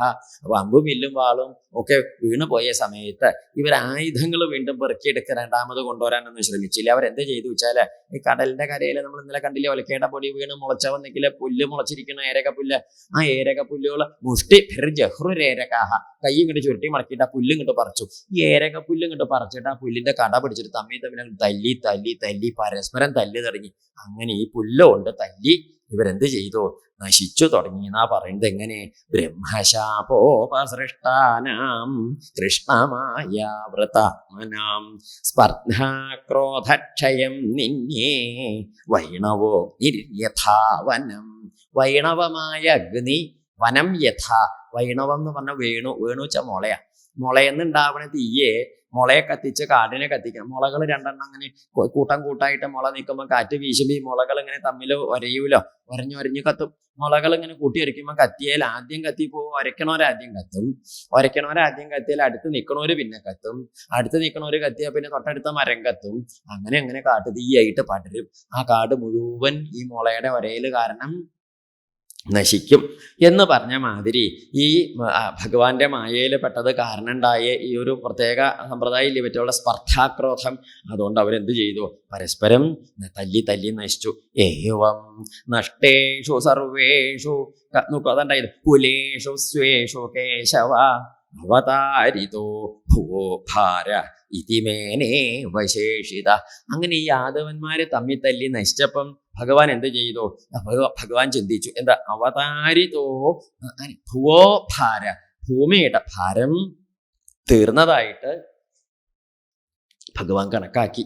ഭൂമിയുടെ ഭാരം തീർന്നു എന്നങ്ങോട്ട് കണക്കാക്കി. ഭഗവാൻ അതിനാണല്ലോ പുറപ്പെട്ടത്. ഭൂഭാരം തീർന്നു. അങ്ങനെയുണ്ടായത് ഭാര ഇതി മേനെ. മേനേച്ച അങ്ങനെയാ ഭഗവാൻ ചിന്തിച്ചത്.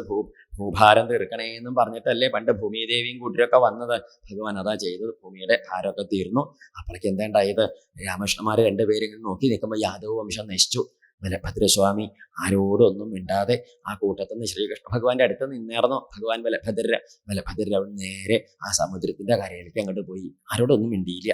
ഒന്നും മിണ്ടാതെ സമുദ്രത്തിന്റെ കരയിലേക്ക് പോയ സമയത്ത് ഭഗവാൻ എന്താ ചെയ്തത്? രാമ സമുദ്രവേളായാം. അതുണ്ടായത് സമുദ്രവേള. സമുദ്രതീരത്തേക്ക് പോയിട്ട് രാമ സമുദ്രവേളായാം യോഗമാസ്ഥായ പൗരുഷം തത്യാജ ലോകം മാനുഷ്യം. അതുണ്ടായത്. ഭഗവാൻ എന്ത് ചെയ്തു? തത്യാജ ലോകം മാനുഷ്യം സംയോജ്യ ആത്മാനം ആത്മനി. ഭഗവാൻ തൻ്റെ ആത്മഭാവത്തിൽ ഉറപ്പിച്ച് എന്ത് ചെയ്തു? ലോകത്തുനിന്ന് ആ ശരീരം ഉപേക്ഷിച്ച് വൈകുണ്ഠത്തേക്ക് മടങ്ങിപ്പോയി. അങ്ങനെ ഭഗവാൻ ബലഭദ്രസ്വാമി പണ്ട് കൃഷ്ണാവതാരം ഉണ്ടായ സമയത്ത് കൊട പിടിക്കാനായിട്ട് വന്നതാണ്. അപ്പൊ എന്തായിട്ട് തീർന്നു? ആദ്യം അങ്ങോട്ട് പോയി. ഇനി ഭഗവാൻ മടങ്ങി വരുമ്പോ കൊട ഇനി അവിടെയല്ലേ പിടിക്കേണ്ടത്? അങ്ങോട്ട് പോയി. ബലഭദ്രസ്വാമി പോയി. എന്താ അല്ലേ വല്യേട്ടാ രാമേട്ടാ വല്യേട്ടാ എന്നൊക്കെ പറഞ്ഞ് കൂടെ കൊണ്ടു നടന്ന വല്യേട്ടനായ ഭഗവാൻ പോവുകയും ചെയ്തു. ശ്രീകൃഷ്ണ ഭഗവാൻ ഇതൊക്കെ കണ്ടു. എന്ത് നോക്കൂ, ബലഭദ്രസ്വാമി പോയി, യാദവ വംശം നശിച്ചു. ഇതൊക്കെ കണ്ട ഭഗവാൻ എന്തേ ചെയ്തു വെച്ചാല് അവിടുന്ന് രാമനിര്യാണമാലോക്യ ഭഗവാൻ ദേവകീസുത നിഷസാദ ധരോപസ്ഥേ തൂഷ്ണീം ആസാദ്യ പിപ്പലം. ഭഗവാൻ അവിടുന്ന് നേരെ ഇങ്ങടെ ആ കാട്ടിലേക്ക് അങ്ങോട്ട് കയറിയിട്ട് ആ കാട്ടിന്റെ നടുക്കൊരു ആൽമരം ഉണ്ടായിരുന്നു. ആ ആൽമരത്തിന്റെ ചോട്ടിലൊരു പാറയുടെ മുകളിൽ കയറി അവിടെ ഇരുന്നു. അതാ പണ്ടായത്. ഒറ്റയ്ക്ക് ഭഗവാൻ ഒറ്റയ്ക്കുള്ളൂ, എല്ലാവരും പോയില്ലേ. ഒറ്റയ്ക്ക് അവിടെ ഇരുന്നു. എങ്ങനെയാ ഇരുന്നത്? ബിഭ്രൽ ചതുർഭുജം രൂപം ഭ്രാജിഷ്ണു പ്രഭയാ സ്വയാ ദിശോ വിധിമിരാ കുർവൻ ഇഥോമൈവ പാവക ശ്രീവത്സാംകം ഘനശ്യാമം തപ്തഹാടകവർച്ചസം കൗശേയാംബരയുഗ്മേന പരിവീതം സുമംഗളം സുന്ദരസ്മിതവക്ത്രാബ്ജം നീലകുന്തളമണ്ഡിതം പുണ്ടരീകാഭിരാമാക്ഷം സ്ഫുരൻ മകരകുണ്ടലം കടിസൂത്ര ബ്രഹ്മസൂത്ര കിരീടകടകം ഗദൈഃ ഹാരനൂപുരമുദ്രാഭി കൗസ്തുഭേന വിരാജിതം വനമാലാ പരീതംഗം മൂർത്തിമദ്ഭിർനിജായുധൈഃ കൃത്വോരൗ ദക്ഷിണേ പാദം ആസീനം പങ്കജാരുണം. ഭഗവാൻ തൻ്റെ വൈഷ്ണവമായ ഭാവത്തെ ധരിച്ച ആൽമരത്തിന്റെ ചോട്ടില് ആ ഒരു ദക്ഷിണേ ഊരവു പാദം കൃത്വ അർദ്ധപത്മാസന സമ്പ്രദായത്തില് ആ വലത്തെ കാലിന്റെ തൊടയമ്പയ്ക്ക് ഇടത്തെ കാലിങ്ങനെ കയറ്റി വെച്ച അർദ്ധപത്മാസന സമ്പ്രദായത്തിൽ അങ്ങനെ ഇരുന്നു. അങ്ങനെ ഇരിക്കുന്ന സമയത്ത് എന്തുണ്ടായെന്നറിയോ? അവസാനത്തെ കാഴ്ചയായിട്ട് ഇനി കാഴ്ച കാണില്ല. ഭഗവാന്റെ ആ വൈഷ്ണവ പ്രഭയോട് കൂടി ഇരിക്കുക. അപ്പോഴാണ് കുറേ ദൂരെ നിന്നൊരു വേടൻ ഇങ്ങനെ നോക്കിയപ്പോൾ എന്ത് കണ്ടു? ഭഗവാന്റെ ആ പാദം. എങ്ങനെയുള്ള പാദം? ആസീനം പങ്കജാരുണം. താമരപ്പൂ പോലെ ചുമന്ന നിറള്ള മനോഹരമായ പാദല്ലേ. പണ്ട് നമ്മൾ പറഞ്ഞില്ലേ, ബന്ധൂക സമാമായ ചെന്തളീരടിയുള്ളോൻ ബന്ധുക്കളില്ലാത്തോർക്കു ബന്ധുവാകിയ കൃഷ്ണൻ അന്ധക കുലജാതൻ അന്തമാദിയുമില്ലാതുള്ളവൻ വരൻ പുമാൻ എന്ന് പണ്ട് പറഞ്ഞില്ലേ. നല്ല ചെമ്പരത്തി പൂ പോലെ ചമന്ന മനോഹരമായ പാദം. ഭഗവാന്റെ ആ പാദം ദൂരേന്ന് ആര് കണ്ടു? നോക്കൂ, ജര എന്ന പേരായിട്ടൊരു വേടൻ ഈ പാദം കണ്ടു. ഈ പാദം ഭഗവത് പാദം ഇങ്ങനെ ചമന്ന മനോഹരമായ പാദം ദൂരേന്ന് കണ്ടപ്പം കാട്ടിലിരുട്ടാണ്. ഭഗവാന്റെ സ്വരൂപം നീല നിറാണ്. അപ്പൊ സ്വരൂപം അങ്ങോട്ട് കണ്ണിക്ക് പെട്ടിട്ടുണ്ടാവില്ല. ഈ ചുമപ്പ് നിറായതുകൊണ്ട് ദൂരേന്ന് എന്ത് കാണാം? ഭഗവാന്റെ പാദം ഈ വേടനെ കാണാം. വേടൻ ആ പാദം ഇങ്ങനെ കണ്ട സമയത്ത് ദൂരേന്ന് കണ്ടപ്പോൾ വേടൻ ചിന്തിച്ചു, ഇത് മാൻ വായ തുറന്നിരിക്കുകയാണ്. മൃഗസ്യാകാരം, മൃഗം മാൻ, ആസ്യം വായ, മാൻ വായ തുറന്നിരിക്കുകയാണ് ആര് ധരിച്ചു? ഈ വേടൻ ധരിച്ചു. എന്നിട്ട് എന്ത് ചെയ്തു? ഒന്നും പറയണ്ട. നമ്മൾ പറഞ്ഞില്ലേ ഇന്നലെ ഒലക്കയുടെ ഒരു കഷ്ണം ഉണ്ടായി, ആ കഷ്ണം കൂടി കൂട്ടി പൊടിയുടെ കൂടെ കടലിൽ കൊണ്ടുപോയി തള്ളിയെന്നും ആ ഒരു മത്സ്യം പിടിച്ച ആ കഷ്ണം വിഴുങ്ങിയെന്നും വേടന്റെ കയ്യിലെത്തിയെന്നും വേടൻ ആ മത്സ്യത്തിന്റെ വയറ്റിന്ന് കിട്ടിയ ഇരുമ്പ് തന്റെ അമ്പിന്റെ മുകളിൽ കൂർപ്പിച്ച് പിടിപ്പിച്ചു എന്നൊക്കെ പറഞ്ഞില്ലേ. വേടൻ ആ അമ്പ് ഇങ്ങോട്ട് എടുത്തിട്ട് എന്ത് ചെയ്തു? ഭഗവാന്റെ പാദത്തിന്റെ നേരെ മുസലാവശേഷായ ഖണ്ഡകൃതേഷുർലുബ്ധകോചര, അതുണ്ടായത് ഭഗവാന്റെ ആ പാദത്തിലേക്ക് തിരിച്ചു പിടിച്ചിട്ട് മുസലാവശേഷം ഇരുമ്പലക്കയുടെ അവശിഷ്ടം കൊണ്ട് ഉണ്ടാക്കിയിട്ടുള്ള അമ്പ് ഇങ്ങോട്ട് പിടിച്ചിട്ട് എന്ത് ചെയ്തു? മൃഗസ്യാകാരം തച്ചരണം ദിവ്യാധ മൃഗശങ്കയാ, മൃഗസ്യാകാരം തച്ചരണം, ഭഗവാന്റെ ആ പാദം മാനിന്റെ വായയിട്ട് കണക്കാക്കിയിട്ട് എന്ത് ചെയ്തു? ദിവ്യാധ മൃഗശങ്കയ, മാനാണെന്ന് കണക്കാക്കിയിട്ട് ദിവ്യാധ എന്ന് പറഞ്ഞാൽ വേധിച്ചു മുറിവേൽപ്പിച്ചു, അതിലേക്ക് അമ്പയച്ചു. ഭഗവാനും കണക്കാക്കി. എന്താ അത്? ആയിക്കോട്ടെ എന്ന് വിചാരിച്ചു. എന്താ ആയിക്കോട്ടെ എന്ന്? പണ്ട് താൻ കണക്കാക്കിയതാണ്. എന്ത്? പണ്ട് ഭാരതയുദ്ധം കഴിഞ്ഞ സമയത്തെ ഭഗവാൻ ചിന്തിച്ചു, എല്ലാ യോഗ്യതയുള്ള ആളാണ് കുന്തിദേവി, പാഞ്ചാലിയൊക്കെ വലിയ, ഗാന്ധാരിയമ്മ മാത്രം ഇത്ര വലിയ ഭക്തയായിട്ടും ഇത്ര വലിയ കഥയിലുള്ളതായിട്ടും ഗാന്ധാരിയുടെ ഒരു മഹിമ ലോകരൊന്നും അറിഞ്ഞില്ലല്ലോ എന്ന് വിചാരിച്ചു ഭഗവാൻ സങ്കല്പിച്ചിട്ട് എന്തിരുന്നു. അങ്ങനെ ഇരിക്കുന്ന സമയത്താണ് ഗാന്ധാരിയും എല്ലാവരുടെയും അടുത്ത് ചെന്നൊന്ന് തൊഴുവാൻ പാണ്ഡവരെയും കൊണ്ട് ചെന്നപ്പം ഗാന്ധാരിയമ്മ ഭഗവാനോട് പറഞ്ഞു, എനിക്ക് യുദ്ധഭൂമി ഒന്ന് കാണണം എന്ന്. അപ്പം ഭഗവാൻ പറഞ്ഞു, ആയിക്കോട്ടെ കാണാൻ വരൂ. ഭഗവാൻ ഒന്ന് ചിരിക്കുകയും ചെയ്തു കാണണമെന്ന് പറഞ്ഞപ്പോൾ. എന്താ അങ്ങനെ പറയാൻ കാരണം? നമുക്ക് പെറ്റ മക്കളെ കണ്ണുകൊണ്ട് കാണാത്ത ഗാന്ധാരിയാണ് എന്ത് ചെയ്തത്? വെട്ടി മുറിഞ്ഞ് കിടക്കണ മക്കളെ കാണാൻ മോഹം പറഞ്ഞത്.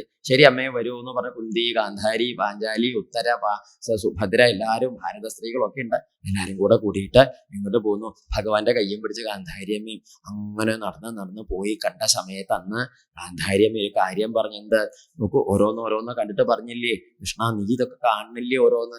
ഭഗവാൻ വേദവ്യാസന്റെ അനുഗ്രഹം കൊണ്ട് ആ യുദ്ധഭൂമി കാണാൻ ആർക്ക് സാധിച്ചു? കണ്ണ് കെട്ടഴിക്കാതെ ഗാന്ധാരി കൃഷ്ണനോട് ചോദിച്ചു, ഭഗവാനെ കണ്ടില്ലയോ നീ?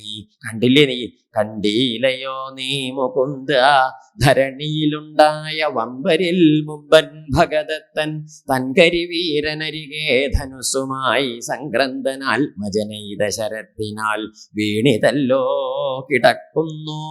അതല്ലേ, വീണിതല്ലോ കിടക്കുന്നു. എന്തൊരു ഭംഗിയിലാ കിടക്കണത്! ശോണിതവോ മണിഞ്ഞയ്യോ ശിവ, നല്ല മരതക കല്ലിനോടൊത്തോരു കല്യാണ രൂപൻ കുമാരൻ മനോഹരൻ, ചൊല്ലെഴും അർജുനൻ തൻ്റെ തിരുമകൻ, വല്ലഭീ വല്ലഭ നിന്റെ മരുമകൻ, കൊല്ലാതെ കൊള്ളാഞ്ഞതെന്തവൻ തന്നെ നീ കൊല്ലിക്കയത്രേ നിനക്കുരസമടോ. ആ കുട്ടിയെങ്കിലും നിനക്ക് കൊല്ലാണ്ട് എടുക്കാറുന്നില്ലേ? നിന്റെ മരുമകനല്ലേ, അർജുനന്റെ തിരുമകനല്ലേ ആ കുമാരൻ? മരതകക്കല്ല് പോലെ കിടക്കണോ? അഭിമന്യു കുമാരനെ കണ്ട് ചൂണ്ടിയിട്ടാ പറഞ്ഞത്. അതെങ്കിലും നിനക്ക് ചെയ്യാറുണ്ട്. എനിക്ക് തോന്നുന്നു കൊല്ലിക്കലാണ് നിന്റെ രസം എന്ന്. അപ്പുറത്തേക്ക് നോക്കിയപ്പോ തന്റെ മകൻ കിടക്കണു. ആര്? ദുര്യോധനൻ. എങ്ങനെ? ഉണ്ണീ മകനെ ദുര്യോധനാതവ പൊന്നിൻ കിരീടവും ഭൂഷണജാലവും ഉംബർഗോനൊത്തോരു വമ്പും പ്രതാപവും ഗംഭീരമായോരു ഭാവവും ഭംഗിയും. എന്തൊരു പ്രകാരത്തിലാ ഉണ്ണിയെ നീ ഇങ്ങനെ എന്ത് കേമനായിട്ട് ഇരുന്നോനാണ്? പട്ടു കിടക്കമേലേ കിടക്കുന്ന നീ പട്ടു കിടക്കുമാറായിതോ ചോരയിൽ. എങ്ങനെ കിടന്ന് വലിയ കേമനായിട്ട് നടന്ന ഉണ്ണിയാണ് ചോരയിൽ പട്ട കിടക്കുന്നത് കാണണ്ട് വന്നില്ല. കുറച്ചും കൂടി മുമ്പിലേക്ക് നടന്നപ്പോ അവിടെ ഏതാ കാണുന്നു? ദുശാസനെ കണ്ട് എങ്ങനെ മാരുതി കീറി പിളർന്നു കുടിച്ചോരു മാറിടം കണ്ടാൽ പൊറുക്കുമോ പൈതലേ. ഭീമസേന വലിച്ചു കീറി ചോര കുടിച്ച ആ ഒരു പറയേണ്ട വയ്യേ. അവിടെ ഇങ്ങോട്ട് വീഴാൻ പുറപ്പെട്ടു. കയ്യും ഇങ്ങോട്ട് പിടിച്ചു. കുറച്ചും കൂടി മുമ്പിലേക്ക് പോയപ്പോ കർണൻ അതാ കിടക്കണു. കർണനെ കണ്ടപ്പം ഗണ്ഡസ്ഥലമതാ പിന്നെയും മിന്നുന്നു. ആ കവിള് പിന്നെയും മിന്നാണ്. കൃഷ്ണ നീ ഇതൊക്കെ കാണുന്നില്ലേ? ഇതൊന്നും കണ്ടിട്ട് നിനക്കൊരു ഭാവമാറ്റവും ഇല്ലല്ലോ. എനിക്കിങ്ങനെ തോന്നുകയാണേ, കല്ലുകൊണ്ടോ മനം താവകമെങ്കില കല്ലിനും ആർദ്രതയുണ്ടേതോ കാണുമ്പോൾ. കല്ലുകൊണ്ടായിരുന്നു നിന്റെ മനസ്സിച്ച കല്ലിനുണ്ടാവും ഒരു അലിവ്. അതും കാണാനില്ലല്ലോ. എന്തേ പദം? നീ ഒരാളാണ് ഇതിനൊക്കെ കാരണക്കാരൻ. ആർക്ക് ദേഷ്യം വന്നു? ഗാന്ധാരിയമ്മയ്ക്ക് നീ ഒരാള് കാരണം ഇതൊക്കെ ഉണ്ടായത്, നീ വിചാരിച്ചു വെച്ചാൽ അത് ഇല്ലാണ്ട കഴിക്കാറുന്നോ, പക്ഷെ അത് വിചാരിച്ചില്ല. അതുകൊണ്ട് പാങ്ങായൊരു പുറം നിന്നു നീ പാരതിൽ നിങ്ങാതഭിമാനികളായ ഭൂപരെ രണ്ടു പുറത്തുമുള്ളോർകളെ കൊല്ലിച്ചു കൊണ്ടതു മറ്റാരുമല്ല നീ എന്നിയെ. രണ്ട് പക്ഷത്തിൻ്റെയും ആളായിട്ട്, അല്ലെങ്കിൽ രണ്ട് പക്ഷത്തിൻ്റെയും ആളല്ലാതെ, എനിക്ക് പക്ഷല്യാതെ നിന്നൊരു പക്ഷത്തിന്റെ കൂട്ടത്തിൽ നിന്ന് മറ്റേ പക്ഷത്തെയും തൻ്റെ പക്ഷത്തെയും എല്ലാ പക്ഷത്തെയും ഒന്നിച്ചു കൊല്ലിച്ചവനാണ് നീ കാരണം ഇതൊക്കെ ഉണ്ടായത്. അതുകൊണ്ട് നീ ഒരാള് വിചാരിച്ചാൽ ഇതില്ലാണ്ട കഴിക്കാറുന്നു. ഇതൊക്കെ കണക്കാക്കിയിട്ടൊന്ന് പണ്ട് ഭഗവാൻ ദൂത് പറയാൻ വന്നപ്പോൾ വിതുരരോട് പറഞ്ഞത്. വിതുരര് ചോദിച്ചു, അങ്ങ് എന്തിനാ ഈ പണിക്ക് പുറപ്പെട്ടത്? കുട്ടികൾ നന്നാവില്ലേന്ന് അങ്ങേക്ക് അറിയില്ലേ, ഇതിന് പിന്നെ വന്നു ചോദിച്ചപ്പോൾ ഭഗവാൻ പറയും, വിതുരരെ ഇവര് നന്നാവും നിരീക്ഷിച്ച് വന്നതല്ല ഞാൻ. നമ്മുടെ ആൾക്കാർ ഒരു വേണ്ടാത്തതിന് പോകുമ്പോൾ നമ്മളും കണക്കാക്കി അവരെ പിന്തിരിപ്പിക്കണ്ടേ? ഇല്ലെങ്കിൽ നാളെ ആൾക്കാർ പറയില്ലേ, ഈ കൃഷ്ണൻ ഉണ്ടായിട്ട് എന്ത് ചെയ്തു, കൃഷ്ണൻ ഒരു വലിയ ആൾ ഉണ്ടായിരുന്നില്ല കൂട്ടത്തില്, കൃഷ്ണൻ ഒന്നും ഇടപെടാറുന്നില്ലേ എന്നൊക്കെ ചോദിക്കില്ലേ? അതൊരു ചോദ്യം പിന്നീട് വരും. അങ്ങനെ ഒരു ചോദ്യം ഇല്ലാണ്ടിരിക്കാനാണ് ഞാൻ എന്ത് ചെയ്തത്, ദൂത് പറയാൻ വന്നതല്ലാണ്ട് മറ്റുള്ള നന്നാക്കാൻ വന്നതല്ല എന്നാര് പറഞ്ഞു? ഭഗവാൻ പറഞ്ഞു. അന്ന് ഭഗവാൻ അങ്ങനെയൊക്കെ ചെയ്ത് പരമാവധി ചെയ്തിട്ട് പോലും ഇന്നും ആ പേരിലെ ഗാന്ധാരി പറഞ്ഞില്ലേ, ഭഗവാൻ ആ ഗാന്ധാരിയുടെ വർത്തമാനം കൊണ്ട് തൊഴുത നിൽക്കുന്ന സമയത്താണ് ഗാന്ധാരി പറഞ്ഞു, എപ്രകാരത്തിലാണോ ഈ പൂരുവംശം തമ്മിലടിച്ച് ഇങ്ങനെ നയിച്ചത്, അതേ പ്രകാരത്തിൽ ഇന്നേക്ക് 3 പന്തിരാണ്ട് കുടുംബം നിന്റെ വംശവും ഇങ്ങനെ നശിക്കട്ടെ എന്ന് ശപിച്ചു. ഭഗവാന് സന്തോഷമായി. ആരുടെ പേര് കേമായി? ഗാന്ധാരി കേമിയായില്ലേ? ഭഗവാനെ ശപിച്ചു എന്നൊക്കെ പറഞ്ഞൊരു പേരായില്ലേ? ഭഗവാൻ ഒരു പ്രത്യേകതയില്ല. എന്താ കാരണം? ഭഗവാൻ തീരുമാനിച്ചു വെച്ചതാ പോണ കാര്യം. അത് ഗാന്ധാരി വിളിച്ച് പറഞ്ഞു എന്നേ ഉള്ളൂ. ഏതായാലും പോണ തോണിക്കൊരു ഉണ്ട്. എന്താ അങ്ങനെ പറഞ്ഞാൽ പറയാറില്ലേ, പോണ തോണിക്കൊരു ഉണ്ട് പറഞ്ഞ അർത്ഥം എന്താ? തോണി പോവാൻ നിൽക്കുകയാണ്, തൊഴിഞ്ഞ് പോകാൻ. അപ്പൊ നമുക്ക് ദേഷ്യം എന്താ കൊടുത്തു. നമ്മളെ കയറ്റാണ്ട പോയ ബസ് നമ്മൾ ഇങ്ങോട്ട് വന്നപ്പോഴേക്ക് എന്ത് ചെയ്തു? ബസ് വാതിലടച്ചു, നമ്മളെ കയറ്റിയില്ല. ബസ് ഒരു പോടാ അവിടെ നിന്ന് ഒരു ഉന്ത് ബസ് ഡ്രൈവർ എടുത്തു കൊണ്ടുപോവുകയും ചെയ്തു. നമ്മൾ ഉന്തിയതുകൊണ്ടാണ് പോയത്, നമുക്കൊരു സംതൃപ്തി ഉണ്ട്, അതിനിപ്പം നഷ്ടമൊന്നും ഇല്ലല്ലോ. അപ്പൊ ഗാന്ധാരി അമ്മയെ കൊണ്ട് ആ ഗാന്ധാരിയുടെ ശാപം ഇതാ ഭഗവാന്റെ പാദത്തിൽ വന്ന് ഫലിച്ചു.